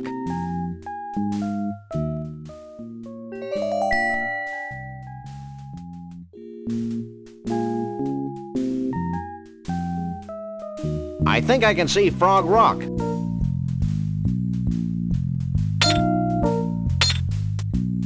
I've got to use this elevator.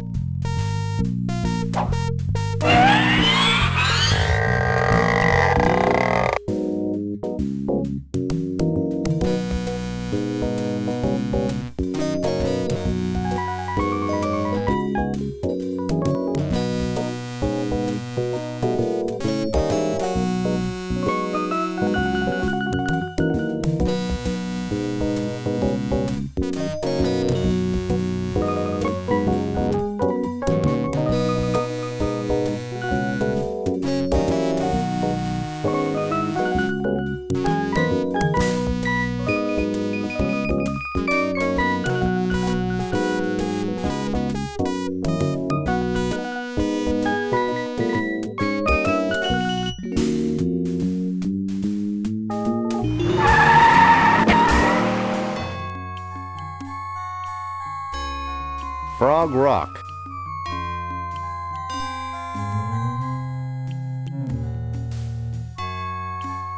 This doesn't look like a frog at all.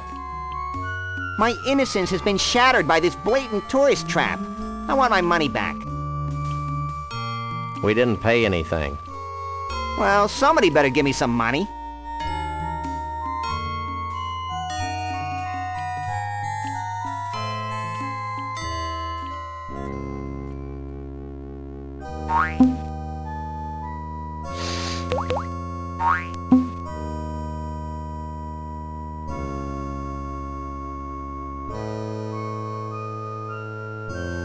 I can't use these things together.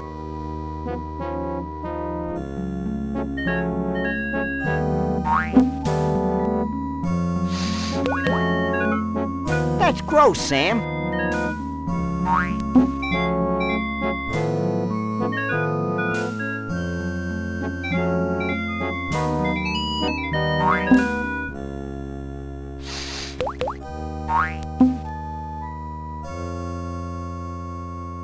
It's a charming decanter filled with vile and mysterious liquids. It could be my long-lost twin brother, Sam.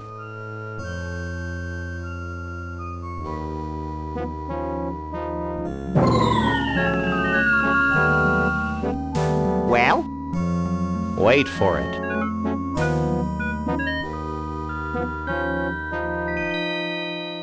Sure gets dark quickly around here. I don't think this is a natural occurrence, Max. In fact, I think we're witnessing a celestial convergence of some sort. Do you think it'll make that rock look more like a frog?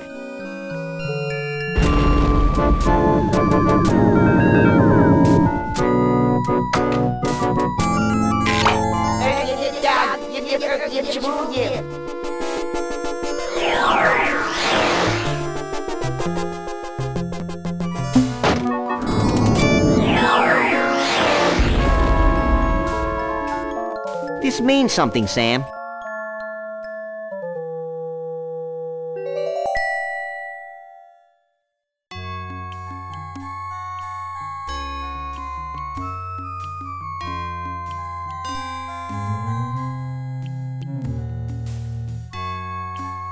It still doesn't look much like a frog.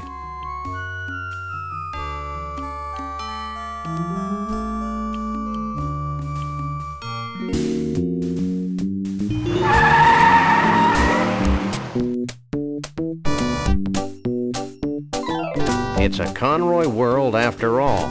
If we ever get this rich and famous, I want you to shoot me, Sam. It'll be a pleasure. Bumpusville. I wonder if Conroy's a member of Good Sam Club.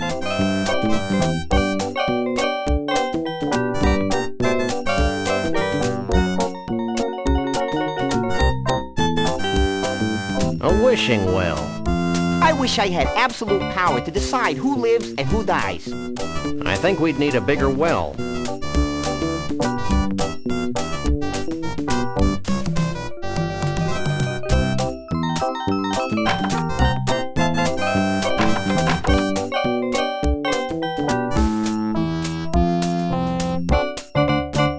Cripes. Hey, Max, take a look at this. It's titled Me, Myself, and I. Hey, you learned how to read. It's a gold record for Bumpus's Heaven's Just Like Texas, except that there's no taxes. It's the platinum record Bumpus got for Let's Drink Beer and Shoot Things. It's a macro-hard maintenance droid. It's a macro-hard maintenance droid. It's a gold record for Conroy's breakthrough hit, two-fisted, beer-drinking, gun-toting, hard-loving, fast-driving country western Liverpudlian. Conroy's first 8-track tape, flushed down the toilet of love. It's Max. Howdy, partners.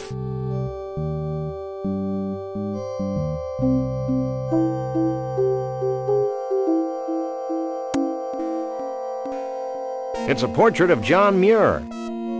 Say, Sam, just who is John Muir? Who's John Muir? Hey, guys, this dope doesn't know who John Muir is. You gotta be kidding. What a maroon. What a dib cow poop. Sam, the dead animal heads are talking to me. Where? Up there. Well? But... You really shouldn't tell fibs about dead animals, Max. But... Stop bugging me. I'm admiring this portrait of John Muir. But who's John Muir? Do you really want to know? If you'll stop talking, sure. Okay, hit it, boys. There once was a man named John Muir. A naturalist, noble and pure. His love for all beasties The most and the leasties. Has never been equaled. For sure. Genuine imitation American-style chest. Not intended for any kind of use. A great addition for your genuine imitation American collection. Home shopping. Definitely. Look, they're paintings of trophies. Cripes, look at all the trophies. I think this Bumpus goon is overcompensating for his lack of stature, Sam. Besides, I've got a lot more trophies than he does. This is Conroy's first guitar. It says here that he practiced diligently for 2 weeks, then gave it up and hired a backup band. That story warms the cockles of my heart. So do car crashes.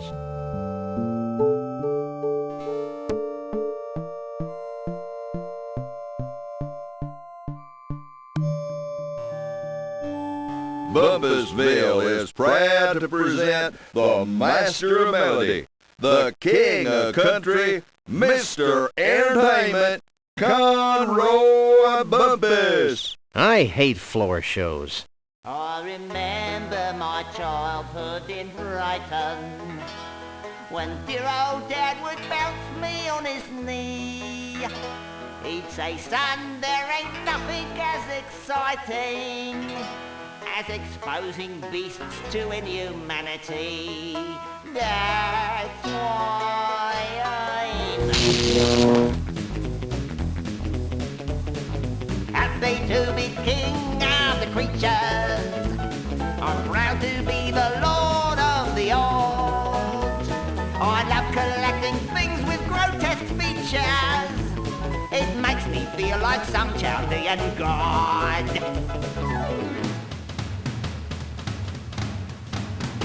Oh, I trapped my first tiger before I could speak. Killed me a bear when I was 3. And now with this Bigfoot and giraffe-necked freak, I finally have a full menagerie. Hit it, boys! That's why he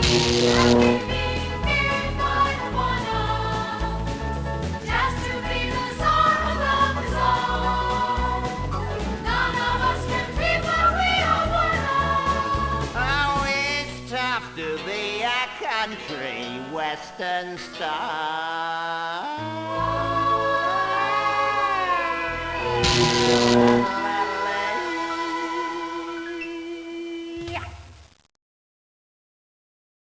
Thank you, thank you.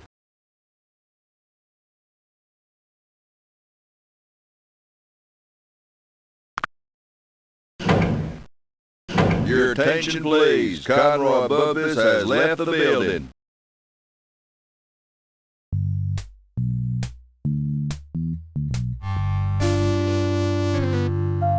It's Bruno and Trixie. Hey, Trixie.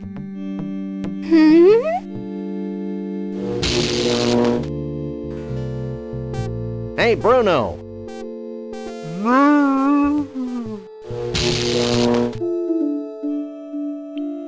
I don't indiscriminately use people, except Max.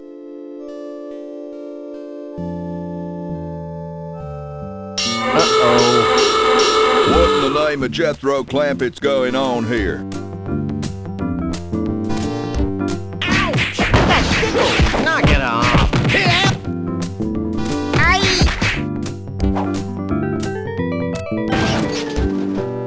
And stay out.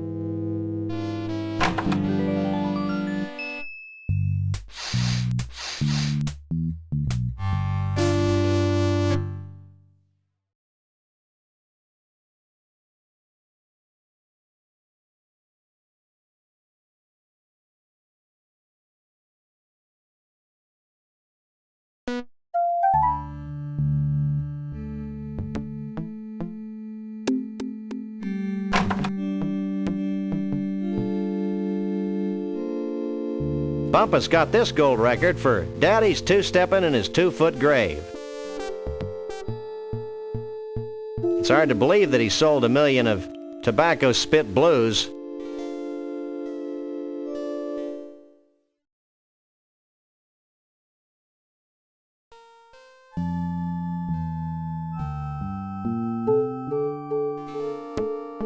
Wow, it's Monster Truck Weekend! Happening every Sunday. Sunday! Sunday. Okay, I'm over the shock now. I'm not, but I'm sure my gentle naivete will survive. The best never rest.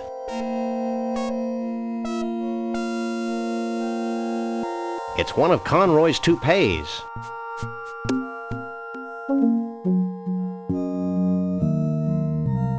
It's a pillow, and it's got Miracle Grow hair tonic all over it.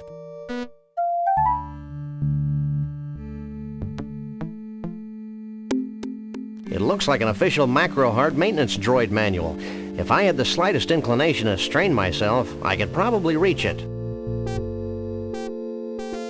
However, I'm sure I can drag this out into a longer yet more satisfying experience.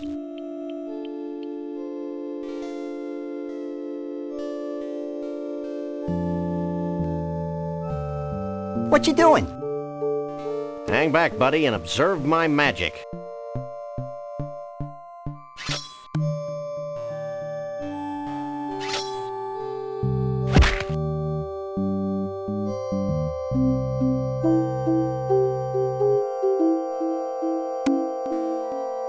Oops.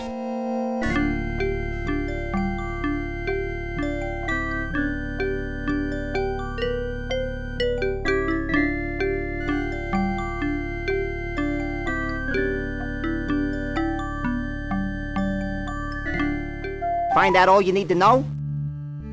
Maybe. I got a little lost in the troubleshooting chapter.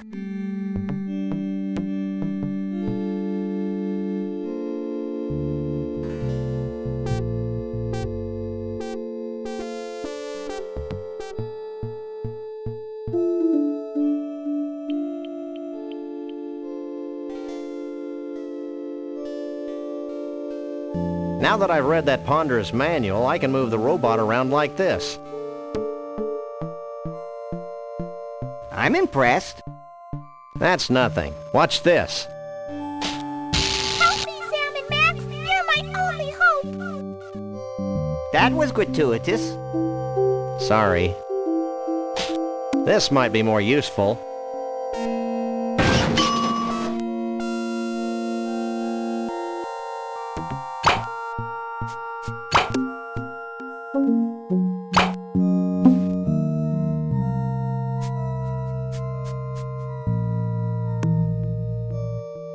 I don't think the cute little robot wants to follow its new programming, Sam.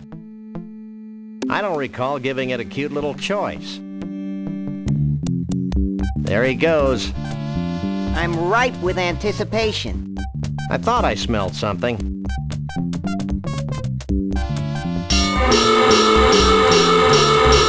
What the?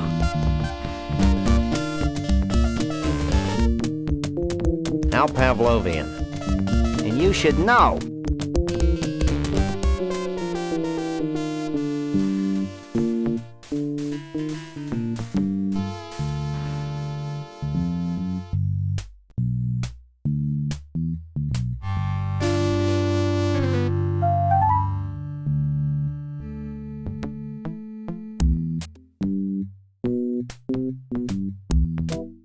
It's a virtual reality helmet.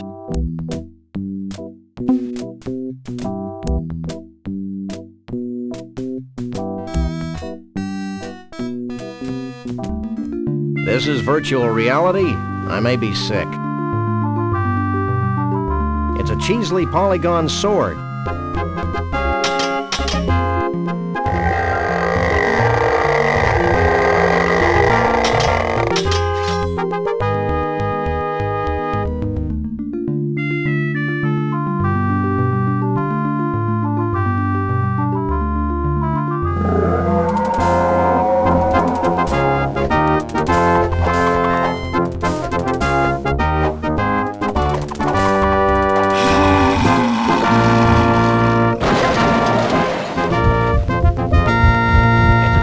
Hovering dragon's heart, just like the one I have at home.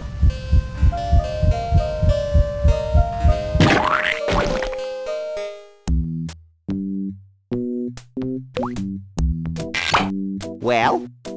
I am the Keymaster. Does that come with a dental plan? I don't know what you two critters are up to, but I want you out of here, now!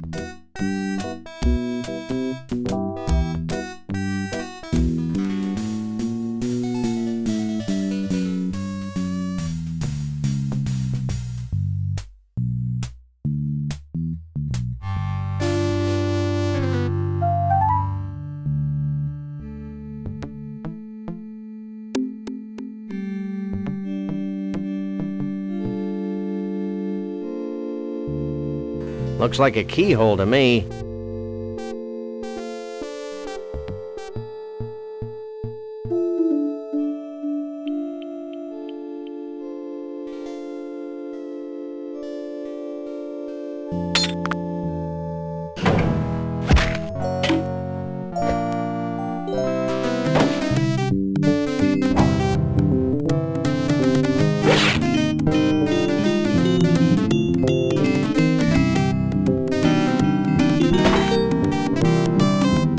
Gee, thanks.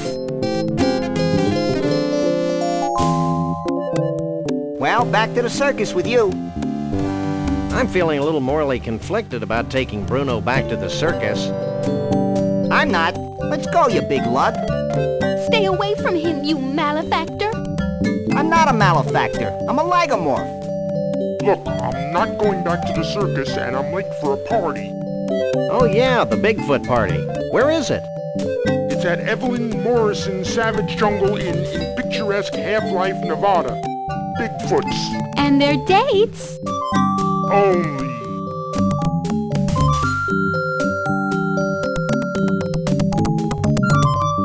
Let's go.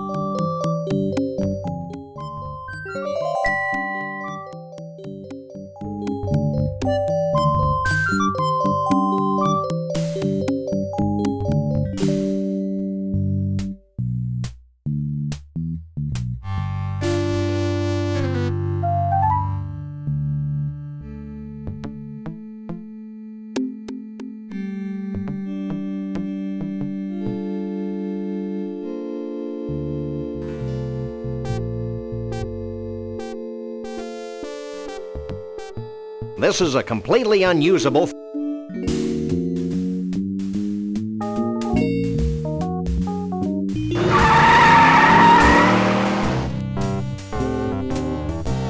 I had no idea cacti were so festive.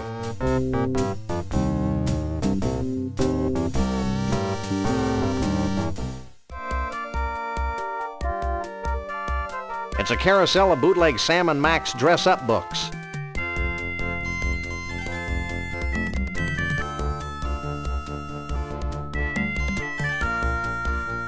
I'd like to buy this. Do you have any money? Of course I do. Here. Will that be all for you today? That'll be all.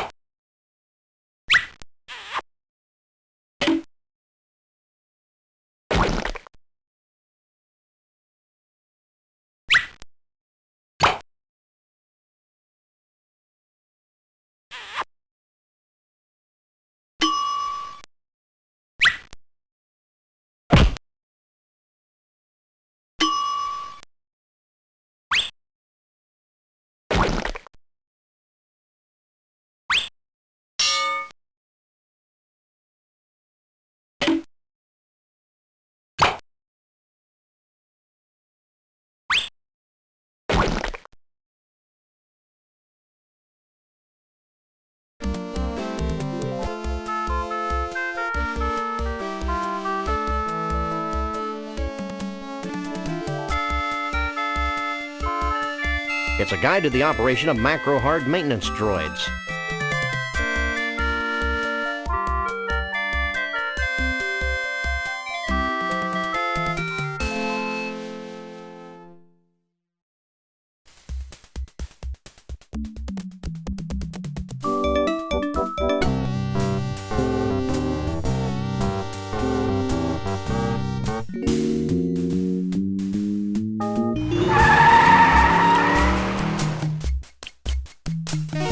This place is tiki-rific. Tiki-rific? Yeah, I feel immersed in native culture. I just hope this place has authentic savage tiki drinks with that authentic tiki tang.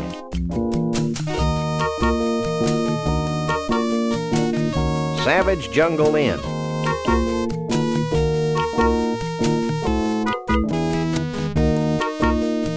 It's a miniature mighty volcano, lending authenticity to this jungle motif. Looks like a gopher mound.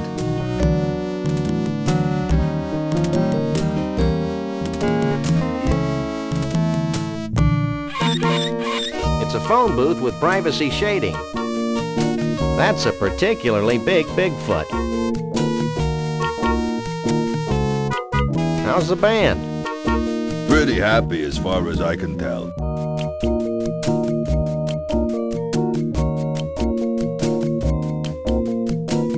Here.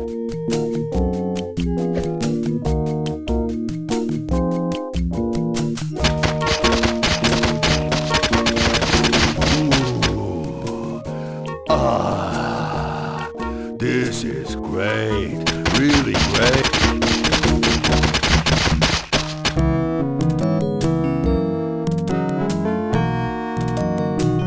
Sounds like some kind of shindig.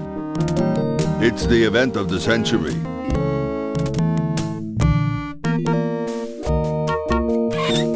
What's up in there? Big time Bigfoot party.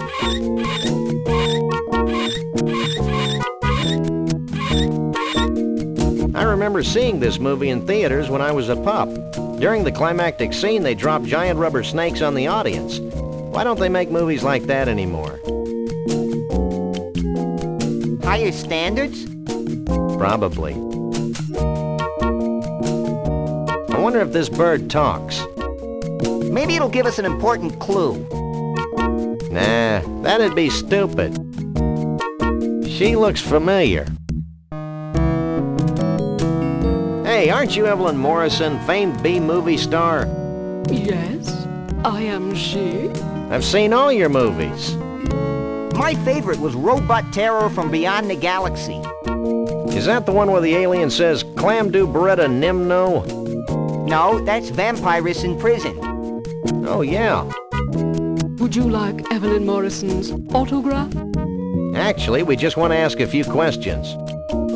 Evelyn Morrison is always available for interviews. Action! I'm ready for my close-up, Mr. Corman.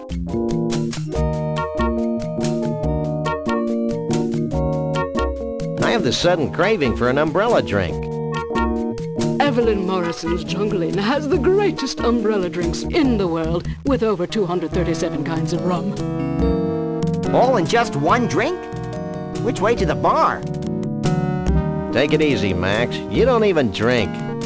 Oh, yeah. The toucan must have put words into my mouth. Have you had any problems with the Bigfoots? Evelyn Morrison has always worked well with grotesque creatures of the night. I'll take that as a no, then.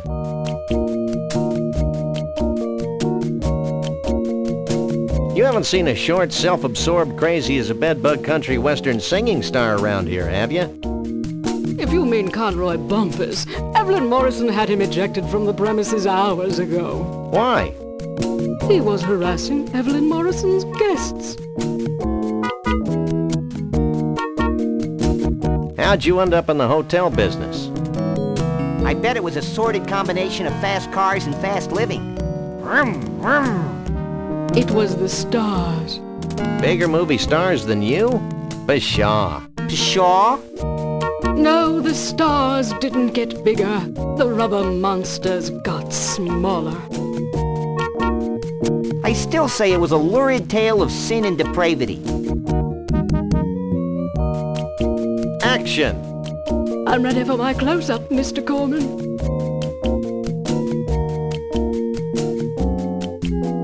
Do you always speak about yourself in the third person? Evelyn Morrison doesn't know what you're talking about, you dreadful person. I'll get back to you later. Evelyn Morrison will be here. In the meantime, why not take some of these brochures? They have Evelyn Morrison's autograph on them, making them must-have collectibles. Thanks.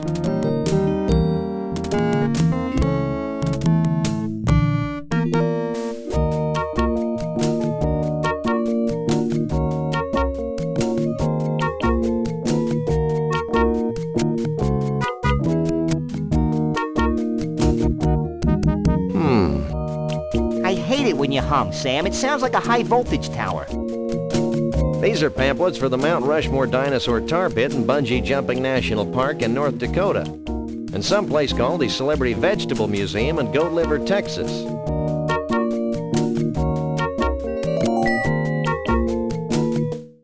I think I like the humming better.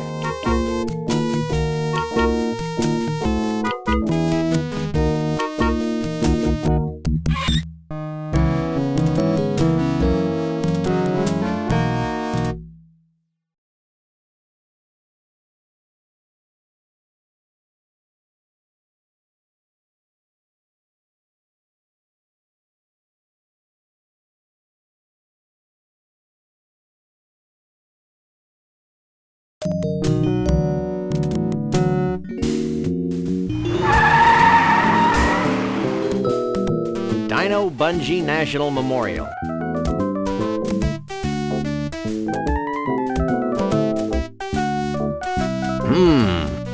What kind of dinosaurs are those, Sam? From the size of their grandfibular extensions, I'd say they were a couple of brachiosaurs. Are they dangerous? They're only robots, Max. Dinosaurs have been extinct for millions of years. No one tells me anything. Let's do George. George, George, fo forge, banana, fana, fo forge, fee, fi, fo forge, George. There isn't any president. We can't rhyme.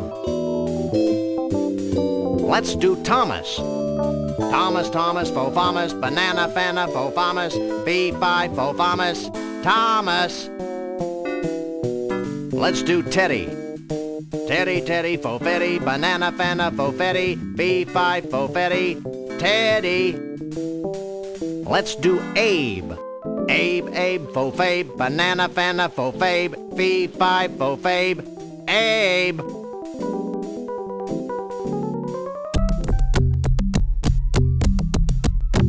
It's a fearsome maw. Push button to hear Rex speak. Hi, my name is Rex, the Thunder Lizard. During the late Jurassic period, I was king of the dinosaurs. As you can see, my tiny forearms are quite useless. But I more than make up for it with my powerful tail, my muscular legs, and my savage razor-sharp teeth. Some people make fun of me because I've got a brain the size of a walnut. But they usually stop making fun of me after I eat them. Hi, my name is Rex. Hi, my name is...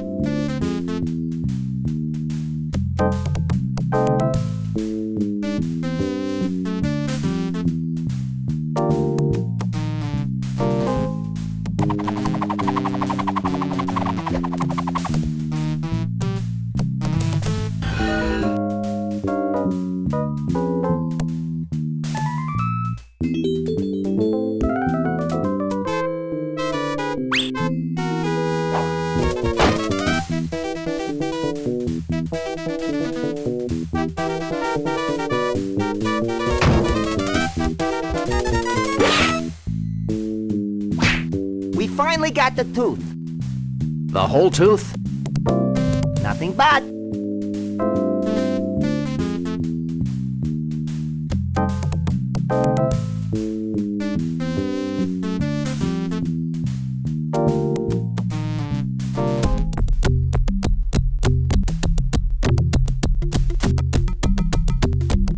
I've seen hair like this somewhere before. Your butt? No, this hair has the same coarseness as Sasquatch hair. You don't suppose they skinned Sasquatches to make this cheesy roadside attraction? Who knows? More importantly, who cares? This is a completely unusable thingamabob. Hey, Max. Hey, what? I've got a job for those mighty incisors of yours. What? See that woolly mammoth? What about it? Stop playing dumb and get chomping.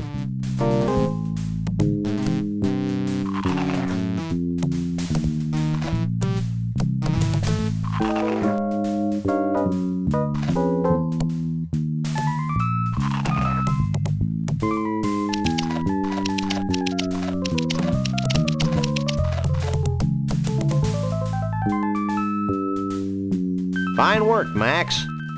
Now we've got more full woolly mammoth hair than we'll ever need, and we've learned an important lesson. Yeah, the woolly mammoths died of embarrassment. Push button to hear Wally speak. Hi, I'm Wally, the woolly mammoth. I may be extinct now, but during the Ice Age, I was king of the mammals. Hi, I'm Wally, the woolly mammoth. I may be extinct now.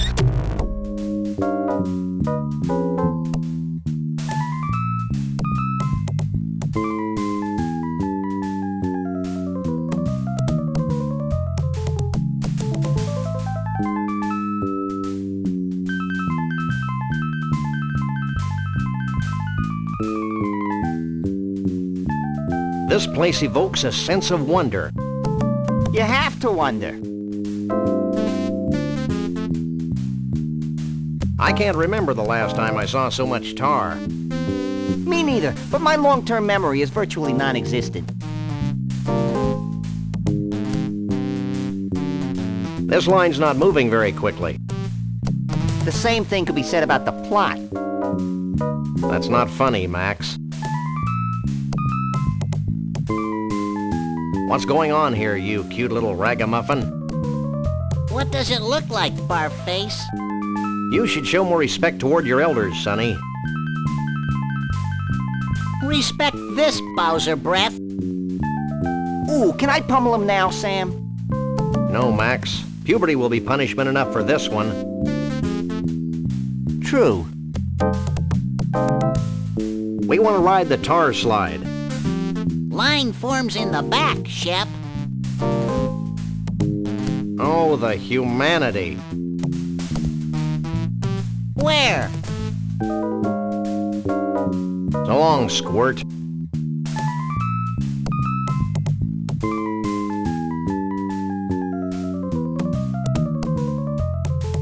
Looks like this elevator will take us up into Washington's nose.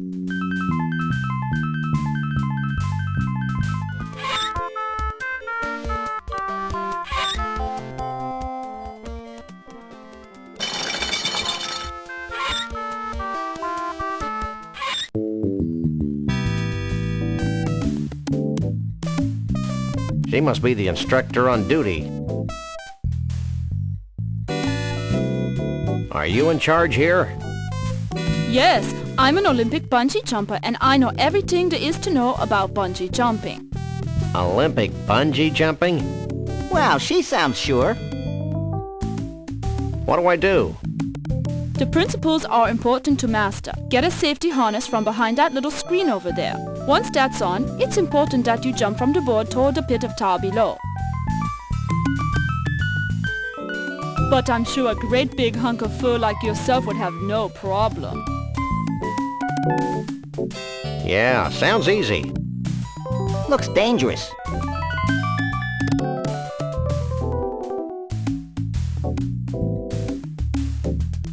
Hey, that furry pig thing is still down there.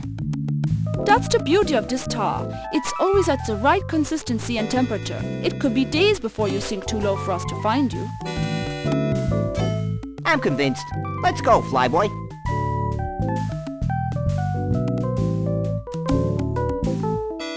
My nose is running. Whose isn't? Bye.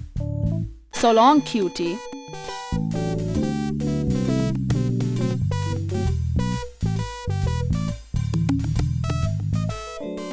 It's a broken golf ball retriever with a cup attached to it.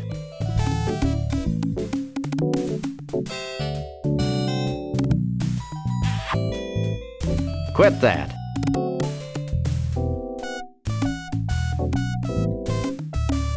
So, what do you think?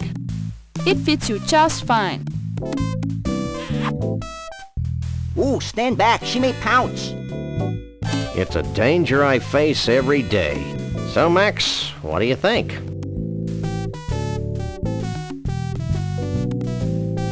A regular 007. Are you sure? Clint, baby, would be nervous. But get moving. I'm beginning to think you're stalling. Clint. Baby. Who's stalling? I'm just waiting for my buddy to come here and check out this spectacular view.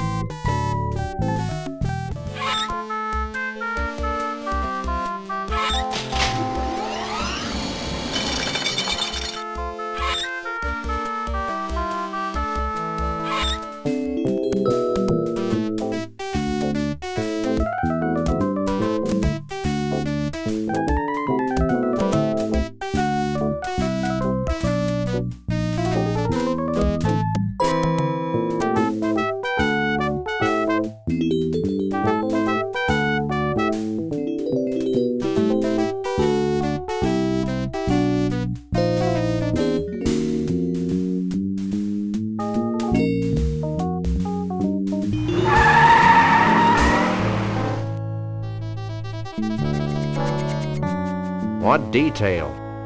See the carrot leaning out of the book depository? Never mind that. What about the string beans behind the fence on the grassy knoll? Celebrity Vegetable Museum.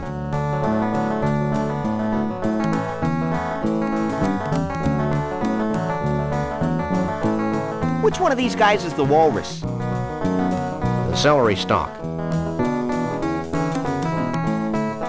Remaindered Conroy Bumpus eggplants. I guess his 15 minutes of fame are about up. I applaud this woman's monomania.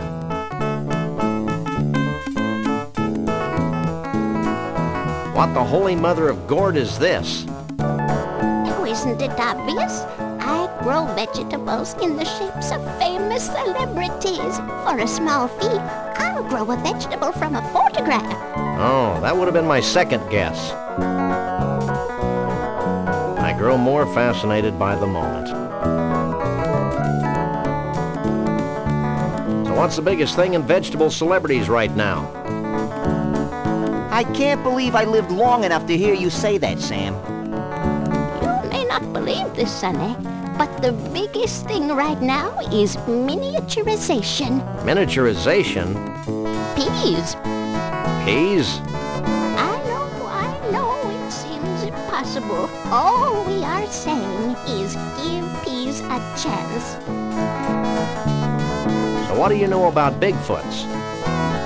Well, they don't translate well into vegetables. I've been experimenting with the idea for a while. There's just no such thing as a furry vegetable. Check out our fridge. What prompted that batch of Conroy heads over there? Well, I was trying a new growth hormone for some of my more distinguished personalities when I realized it was no good. Now it won't stop. They just keep growing like that. big misshapen growths on top reminded me of Conroy Bumpus, so I ran a special. Well, bye.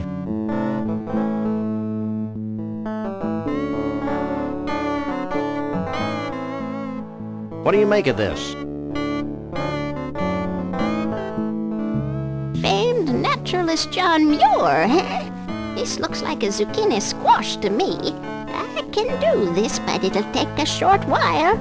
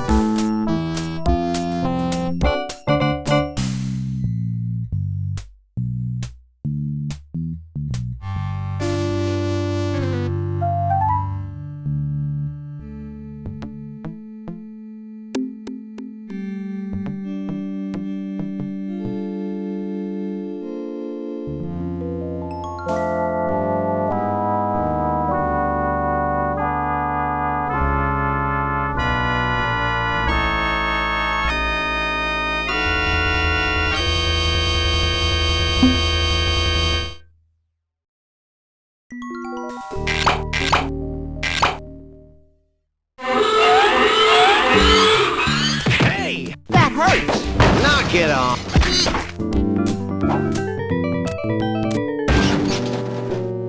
And stay out.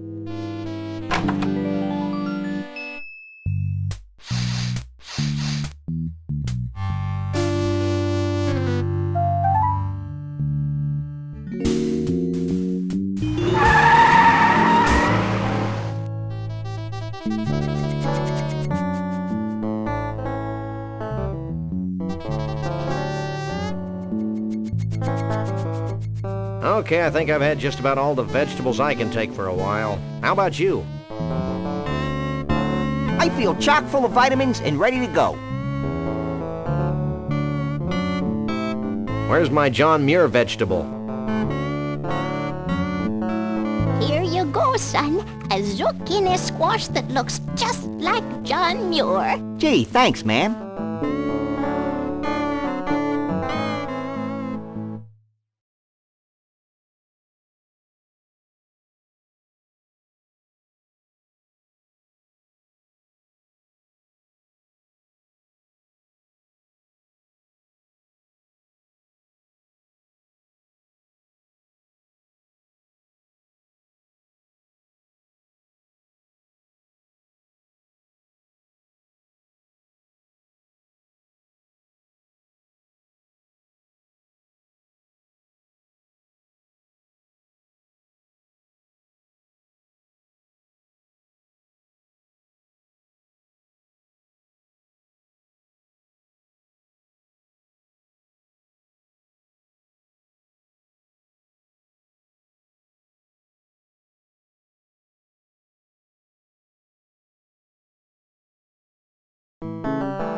Thanks. Bye.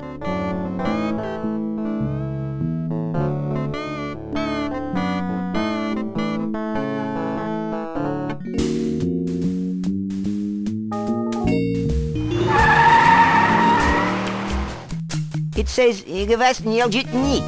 Close enough for jazz. Let's go.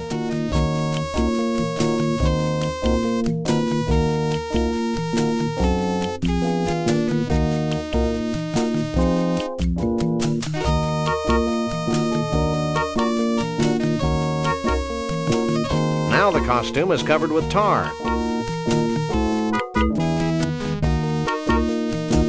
Now we've got a Stiltwalker's costume covered with tar and faux woolly mammoth hair.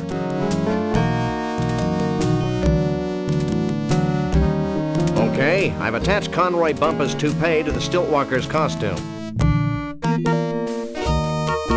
It's a Stiltwalker's costume covered with tar, faux woolly mammoth hair, and a toupee. I can't use these things together.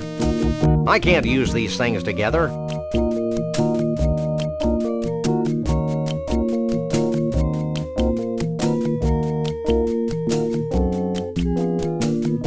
I guess we could try it on.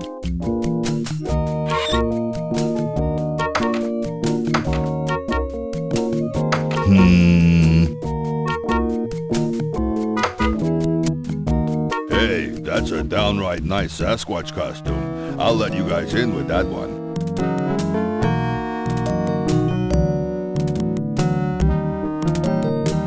What's up in there? Big time Bigfoot party.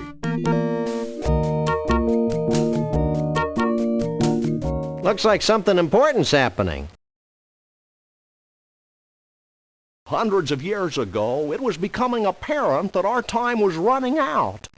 Yet we were slow to heed the warnings of impending doom. The seemingly slow encroachment of mankind and all that his many living styles entail seemed like a vague and distant problem. A problem for future generations of Yeti to solve. Blithely, we sat back, ignoring our own inner call for action. Tradition and the status quo were our excuses for complacency. The certainty of not just losing our way of life, but possibly our very lives. And the demise of our entire race is now becoming a reality. A reality we can no longer choose to ignore.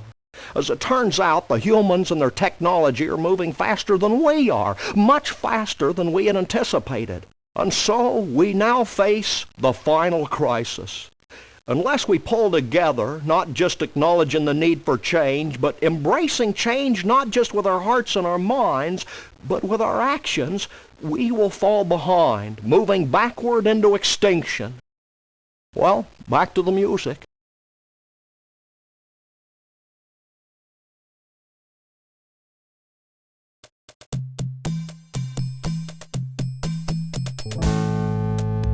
What choreography!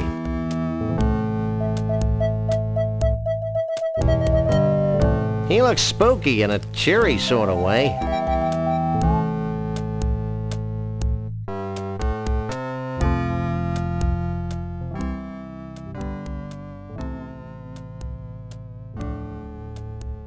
It's a freezer. It's an ice pick.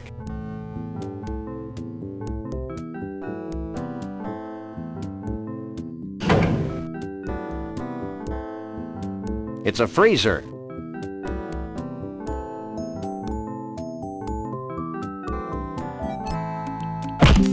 Yikes! Well, a Bigfoot. Sure is a scrawny feller. A Bigfoot in the hand is worth two in the bush, Lee Harvey. Sorry, boss. Think nothing of it, old chap. Now, be a good lad and pop off to the bus and get the net. Yes, sir, Mr. Bumpus.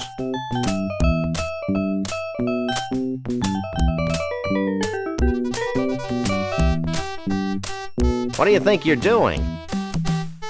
I'm gonna put you in my menagerie, you mangy Bigfoot, you.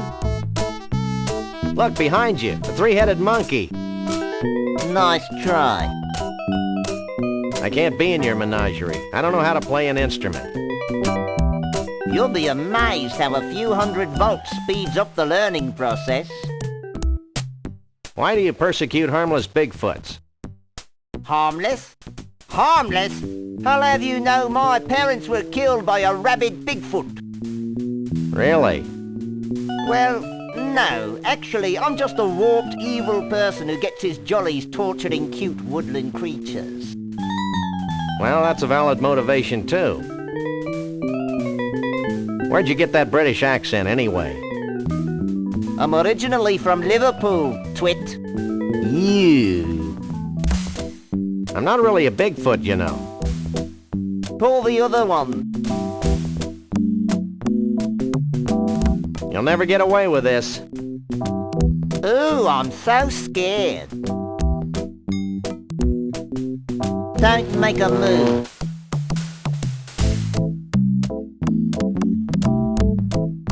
Maybe this'll convince you that I'm not a Bigfoot.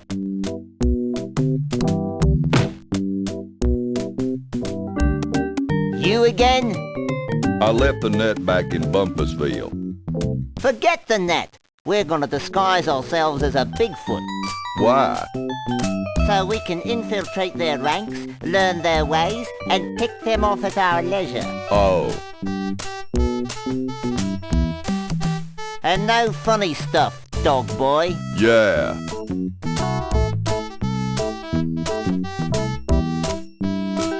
Hey. I wouldn't move if I were you. Yeah. Help me with my zipper. Hey, Max, why don't you make yourself useful? That was fun. Now future generations will be able to enjoy his atonal warblings. Are there any more shrimp balls back here? Who are you? We're the freelance police. We just saved your collective hash. Really? Then I guess it'd be okay to make you honorary Yeti chiefs. Walk this way.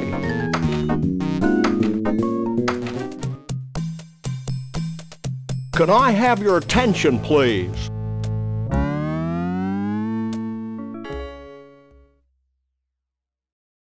Although it's our tradition to allow only Bigfoots and their dates to these gatherings, these two have shown themselves worthy of our gratitude and our trust. These are a naive people.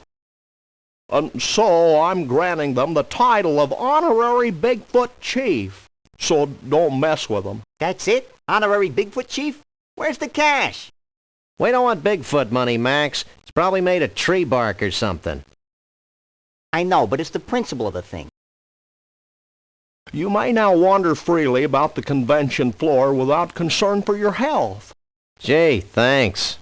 Think nothing of it. Follow me.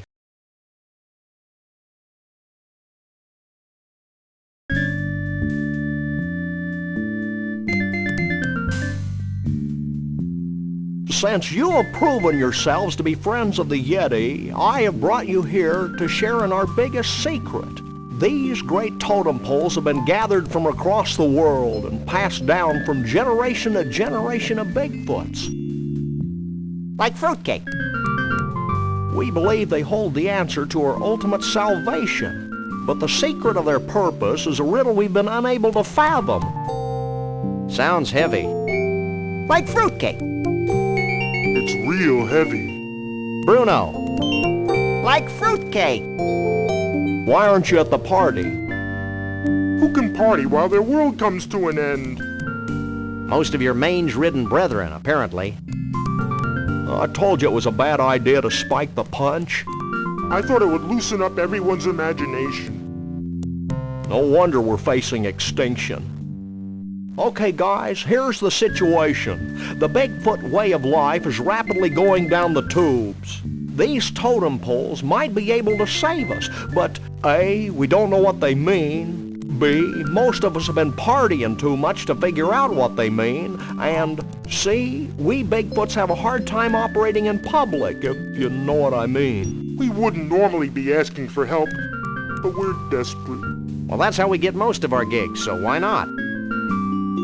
Great. Why don't you three get cracking on the totem poles? I'm going to the hot tub. Dentistry? A patron saint of Bigfoots? Looks like a before and after shot. What is this, some kind of tornado? Yep, that's Bruno, the veritable holy grail of our mission. Okay, Sam, he's here, we're here. Let's go. Wait, go where? Back to the carnival so we can get paid, you big lummox. I may be slow, but I am not stupid. I'm staying right here. Psst, Max. What?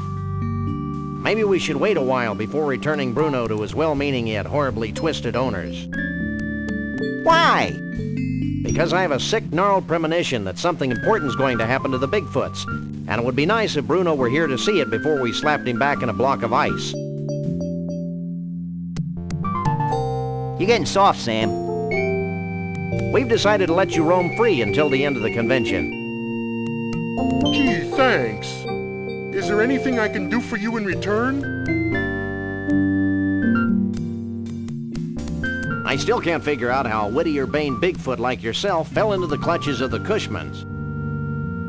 It's a familiar story. Bigfoot meets fish. Bigfoot tries to catch fish. Bigfoot falls into Arctic ice flow. That's a classic, all right. Didn't I hear something about a hot tub around here? Later, little buddy. Right now, we've got things to figure out. But that hot tub really sounds like the place to be. Later. What do you make of that totem pole on the far left? Let me take a look.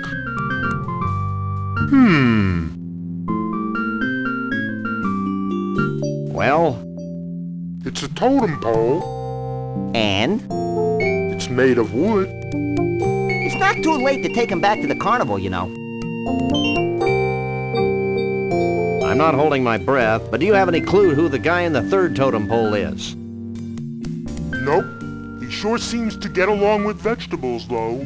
Sam, the guy in that pole's got a marshmallow. So? I want a marshmallow. Max, you are a marshmallow. See that totem pole? What about it? What do you think it means? I've got it. What did you tell them? I told them to start looking for bald guys with spaghetti on their heads. Any keen Bigfoot insights into the totem pole with a tooth on it? I've been staring at that one for hours, and... Yes? I think it has something to do with teeth. So what do you think about all this? I'm just happy to be here, Sam. Happy to be at room temperature, and happy to be free at last. Born free as the wind blows. Max. What? What were you saying, Bruno? I lost my thought. Darn. How'd you and Trixie meet, anyway? We didn't really meet until she thawed me out. But I've loved her ever since that first night she snuck into the freak tent and sang me to sleep with a Scrantonese lullaby. And you want to put him back in a block of ice?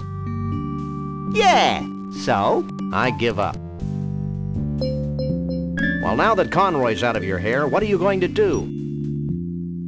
Try brushing it, maybe? Well, I've still got the Kushmans to worry about, so I guess I'm still a little tense. Be seeing you. Not if I see you first.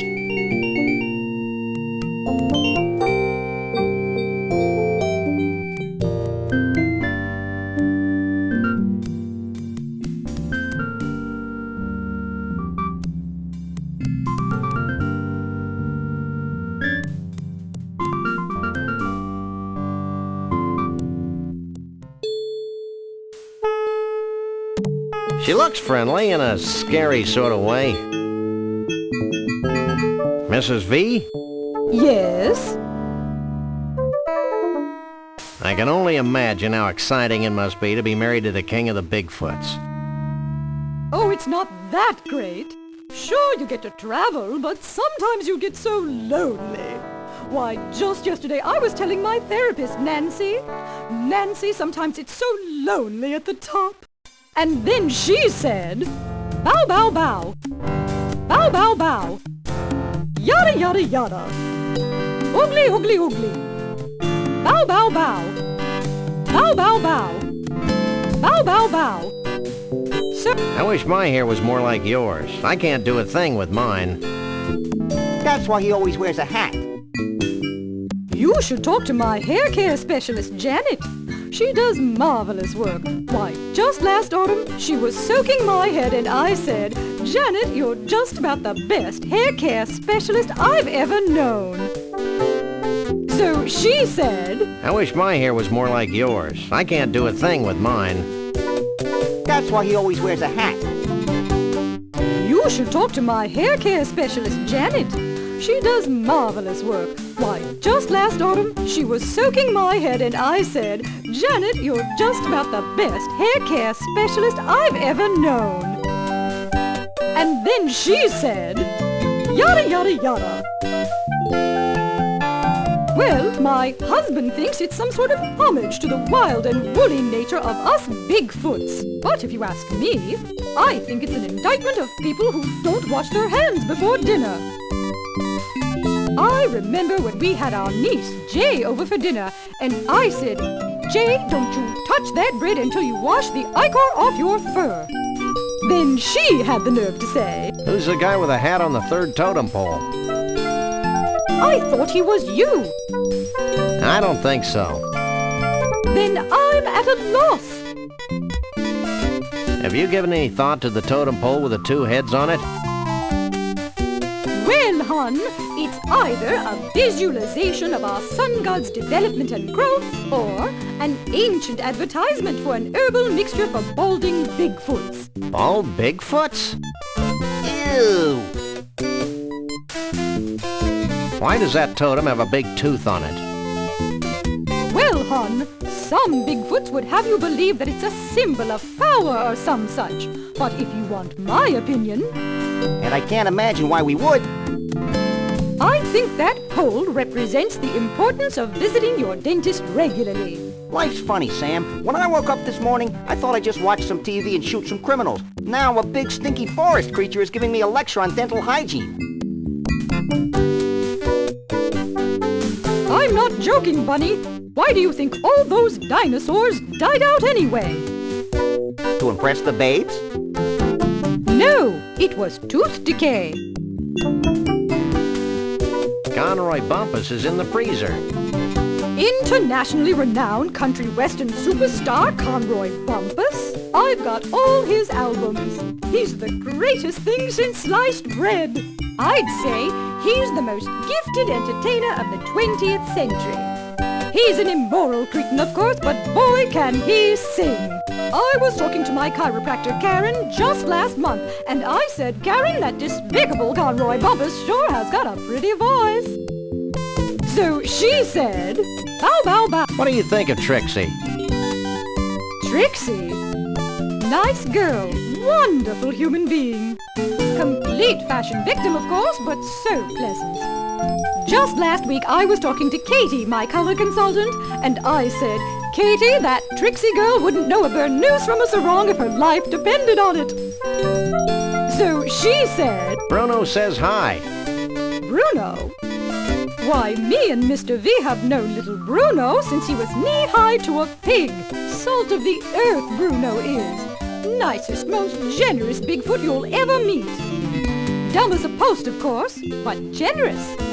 Why, just the other day I was talking to my manicurist, Kimmy, and I said, "Kimmy, that Bruno has got to be the dumbest creature to ever walk the surface of the planet." So she said, "Oogly, oogly, oogly. Oogly, oogly, oogly. Gotta go. Don't be a stranger."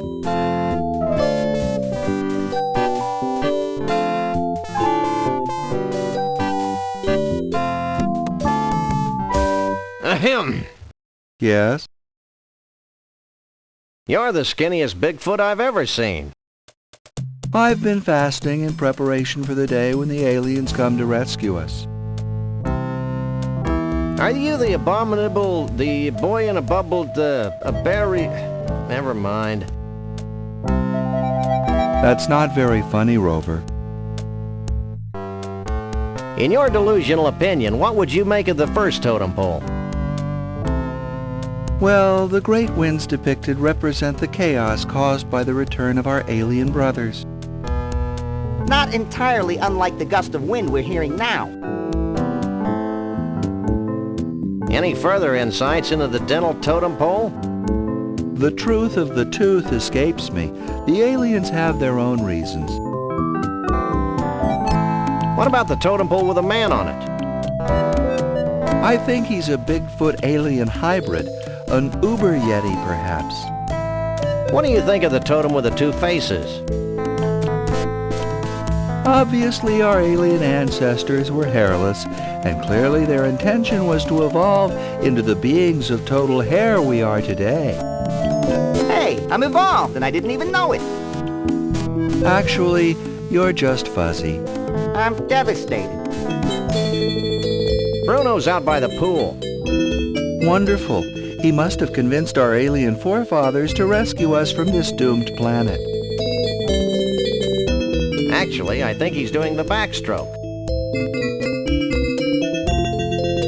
We put Conroy Bumpus in the freezer. Oh, that's great. The Freon should effectively suppress his evil Snarktonian death rays. That's what we thought would happen. Has Trixie brought back any news from the aliens? Not directly, but they've obviously given her some singing lessons. Gotta go.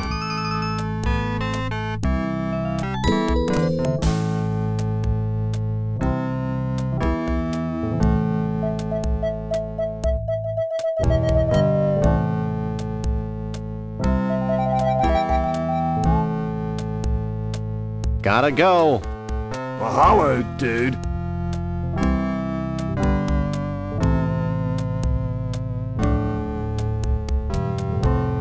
Are you as confused as I am? More so.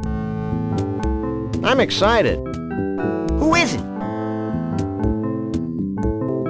I wonder where Bruno is. I think he's still out by the pool, Sam.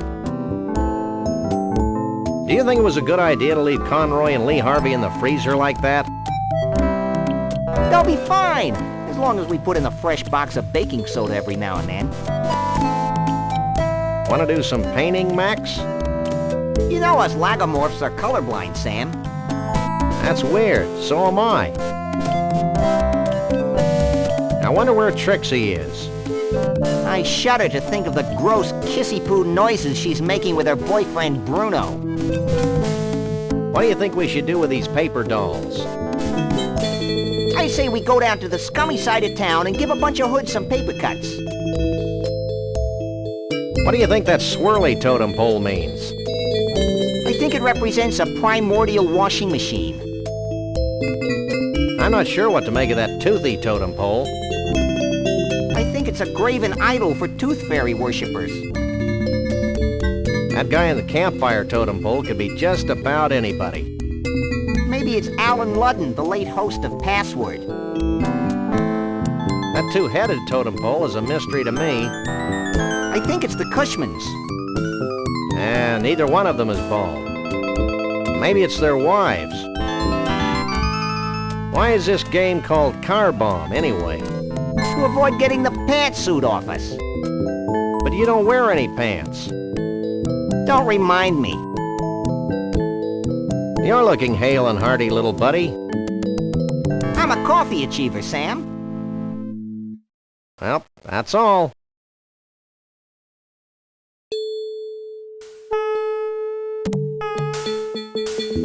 Excuse me. Huh? Your appetite's bigger than Max's. But I have a bigger head. Hey man, if you'd spent the past 8 years on a bread and water diet, you'd be scarfing down everything in sight too, dude. We kinda had you Bigfoots pegged as plant eaters. No way, dude. When a Bigfoot gets hungry, he'll eat anything, even rabbits. I'd be worried if I wasn't churning with foul and incurable diseases. So what did you think of the first totem pole? Dude, it's a picture of the ultimate wave machine. How about the second totem pole? There's more than one. 3 more, actually. 4 altogether. I guess I missed them. How could you miss them? They're right there. Dude, chill. They're just totem poles. Do you remember the pole with a man on it? You mean the peace and happiness pole? Sam, I don't think this guy's got enough wax in his board. I don't suppose you'd know about the 4th totem pole. Are you still talking to me? Who's the President of the United States? I thought they split up. Okay, I think we're done here. Yeah, and so is he. Bruno's out by the pool. Rad. I'll go talk to him after I'm done eating. What do you think of Trixie singing? It's the Ginchies. guys gonna do with Conroy and Lee Harvey? Popsicles, dude. Major popsicles. Gotta go. Mahalo, dude.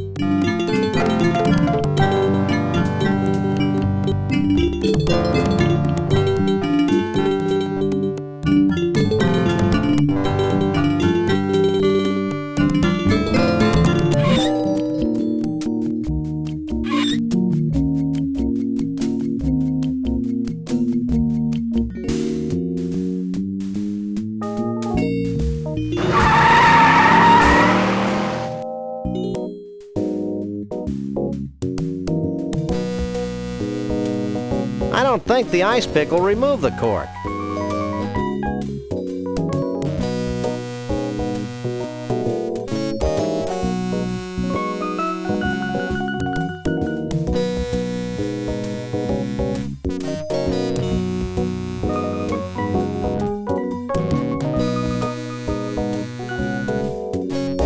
Too late.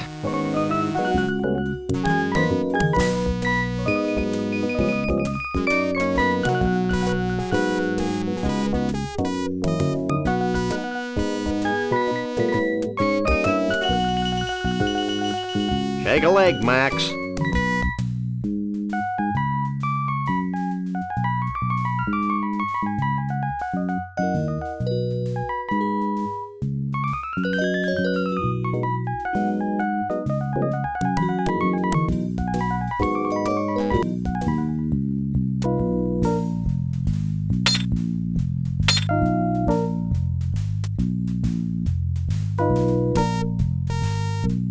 Could you bend this? Sure. Just let me put this one away. Let's see it.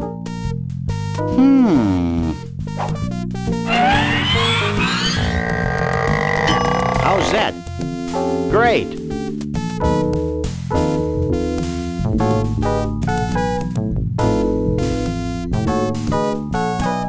That seems to have gotten the cork off. Shall we raise a toast to nuclear disarmament? With this poison? Don't be silly.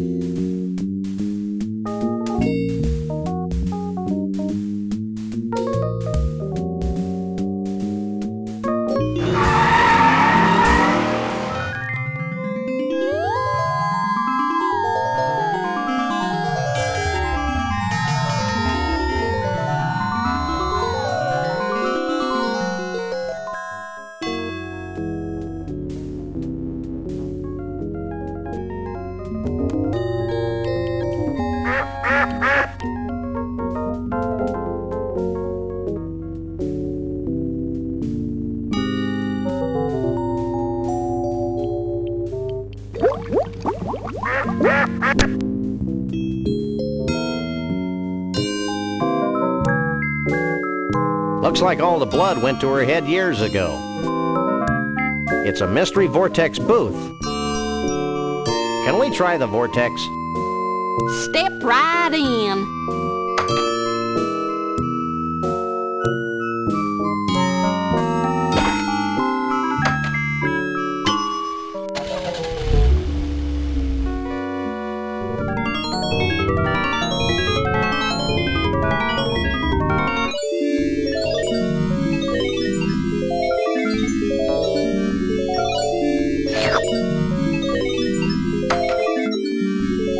Wow, the snow globe actually sucked in the pseudo-mystical energies of the mystery vortex.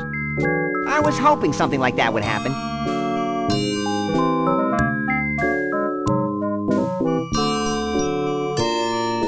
That seems to have capped the snow globe. It's a snow globe full of swirling pseudo-mystical energies.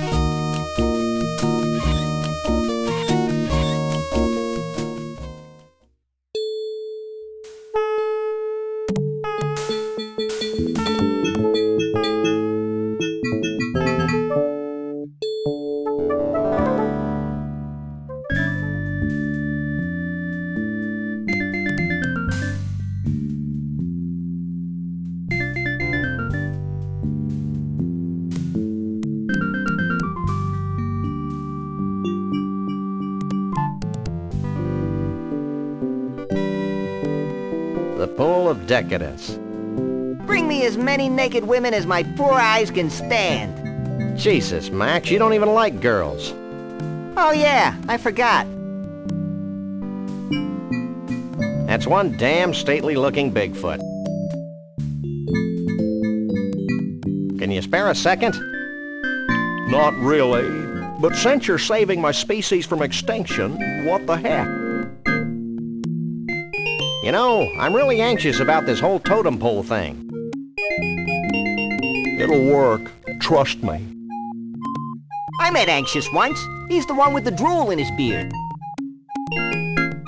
That wasn't anxious. It was your cotton candy. Well, that certainly clears up one mystery. I'm still having nightmares about alligators. I know that everyone involved with this extraordinary quest has had their demons to contend with, but let me make one thing perfectly clear. It'll be worth it. Ack! He said quest! I think my furry little body may break out in a rash of unsightly hives. What do you make of the first totem pole? As you know, this is a problem that I've been working on for many years. Research strongly suggests this totem pole to be representative of the whirlwind nature of us Bigfoots, wild and always moving.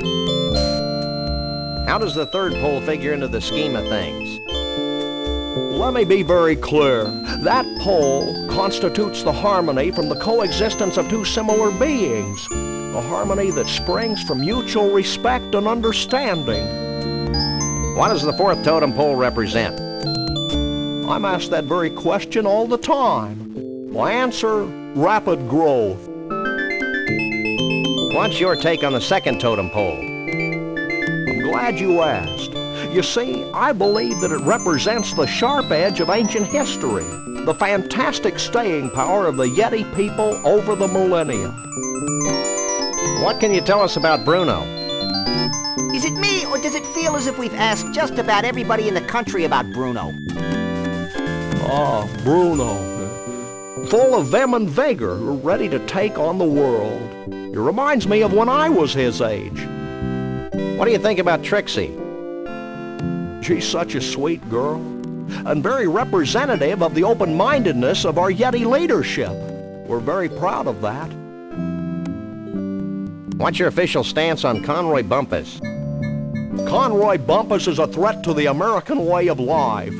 It has been and continues to be of highest importance that we rid ourselves of this most negative influence on the young people of our brave new world. The missus and I sure like his music, though. We'll be back. I'll be here.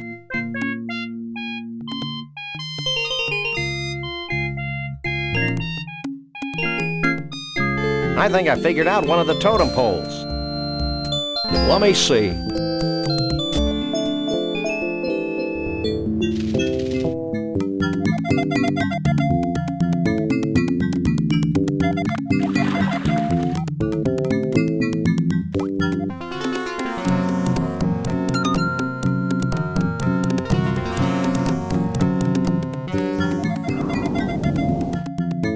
A handheld vortex. Good thinking. Thinking had nothing to do with it.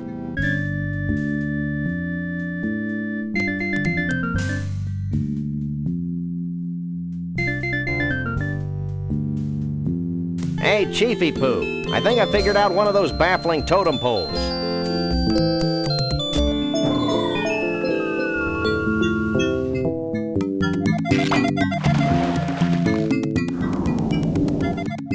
A genuine dinosaur tooth. I figured it might be something like that. Did he say genuine?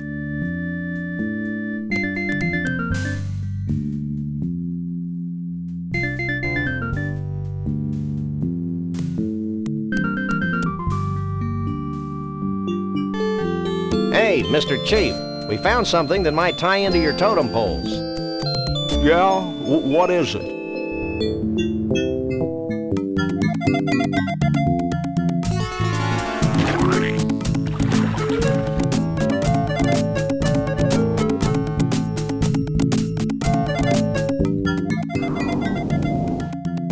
Hair growth tonic. Very resourceful. We just like stealing pillows.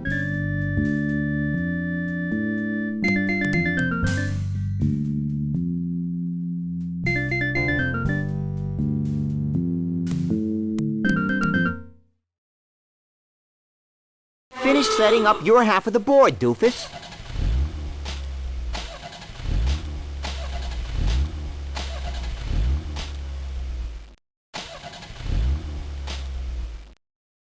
Finish setting up your half of the board, doofus. Finish setting up your half of the board, doofus. Whenever you're ready, take a shot. Miss! Miss! Miss! Miss! Miss! Miss! Miss! Now I'm peeved.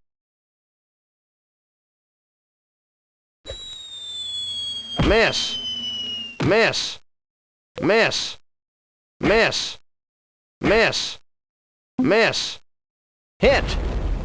You bopped my bug. Miss. Miss.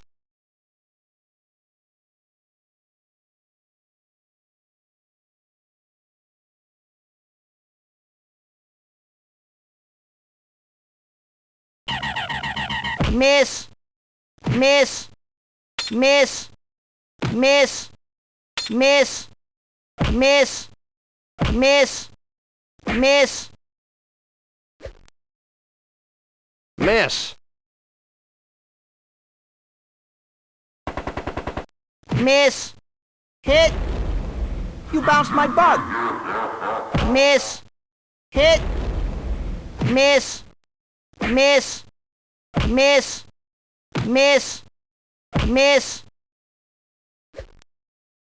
Miss. Hit. Miss. Hit. Hit. Hit. You killed my hearse. Miss. Miss. Miss. Miss. Hit. Miss. Hit.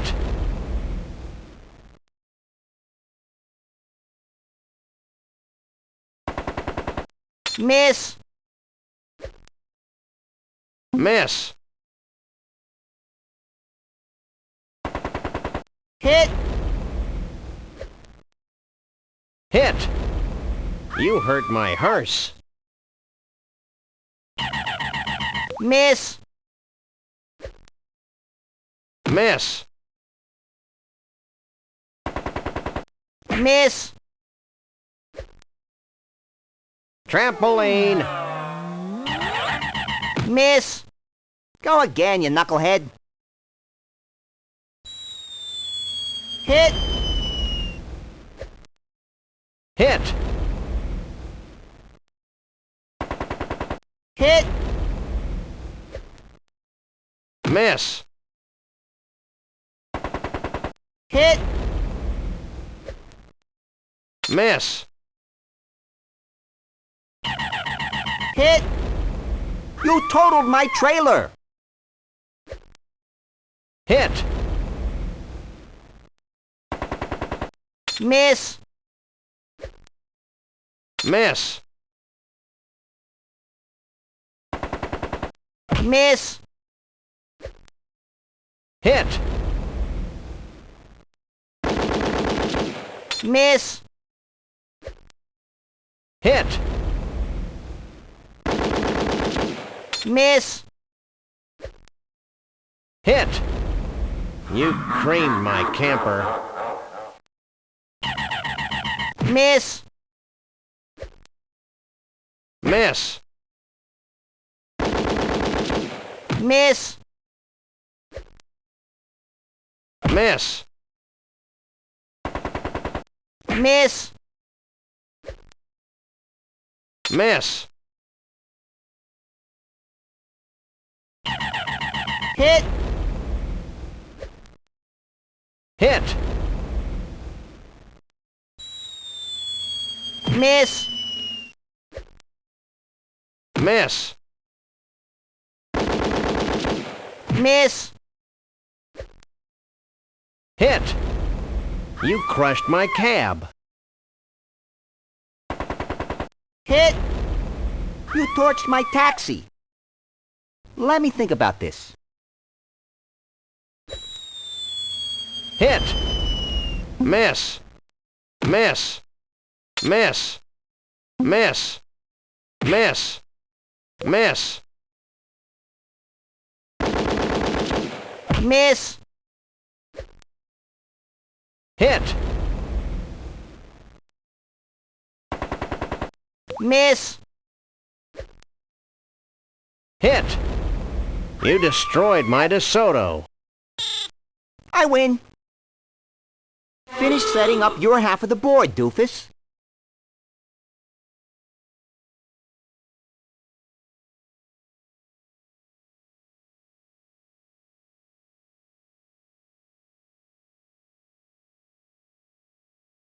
Lord, I'm tired of this drivel.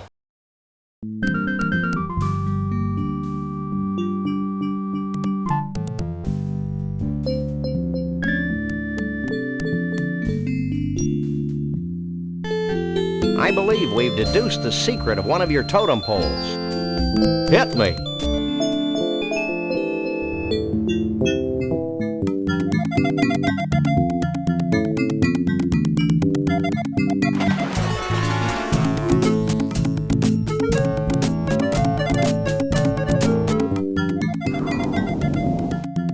The combination of man and nature. Inventive. Is it soup yet? Well, that should do it, right? Nothing's happening, Sam. What's the story, Pops? I don't know. I'm sure you got the ingredients right, but... Of course, how silly of me. What? In order for the spell to work, we need a living Bigfoot sacrifice. It'd be a shame to lose one of these furry fellas, don't you think? Wait, I've got an idea, and it doesn't require high explosives. Wait here. While he's gone, I'll go see if any of the Bigfoots wants to off themselves for the greater good.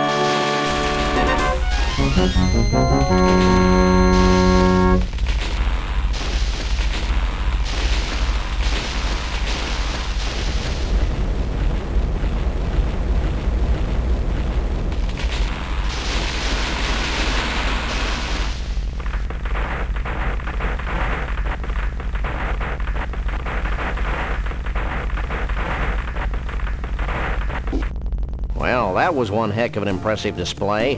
And actually highly destructive to boot. Goodbye, Sam and Max. I'm not sure how I can ever thank you, so I guess I won't. Will you and Trixie be heading back into the forest to live an idyllic, nature-oriented existence together? Hell no. We're going to Vegas to get hitched, if it hasn't been trashed by all this crazy redwood nonsense. We want to be in a place where we can sort of blend in, live our lives, maybe even raise a family. Ew. Goodbye, everyone. Goodbye, you nutsy primitive man-beast, you. You boys should be proud of what you've helped us achieve here today. You mean the wholesale destruction of the symbols of modern civilization in the western United States? You bet we are. Do we win a prize? Well, oh, why not? This medallion has been a part of my family for untold generations. Wear it in good health. Thanks, Chief. Max loves cheap sentiment. Foil-covered chocolatey goodness. What's wrong, Sam? I don't think the wizard has anything in that bag for me. Well, I could give you my ritual headdress that I bought at Snucky's last week.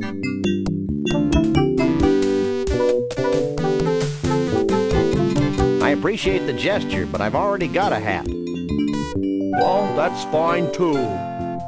Farewell, Sam and Max. Remember, though the night be dark, the dawn yet shall awaken and annoy you.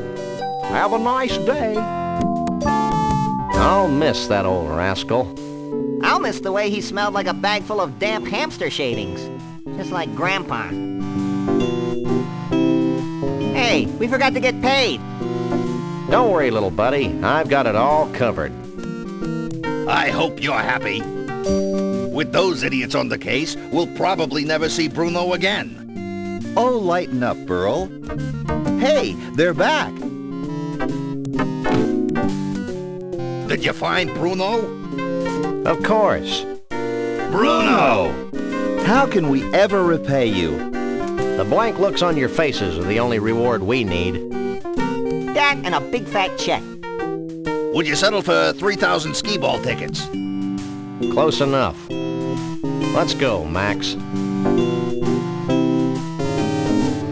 You know, Max, I can't help thinking that we foolishly tampered with the fragile inner mechanisms of this little spaceship we call Earth. Gosh, Sam, if a few hundred years of civilization have to be totaled just to ensure that a bunch of smelly quasi-human creatures have a safe haven for their disgusting lifestyles, then so be it.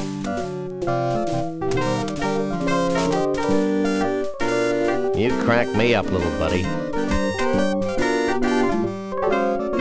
Burl, did Bruno always have 4 arms?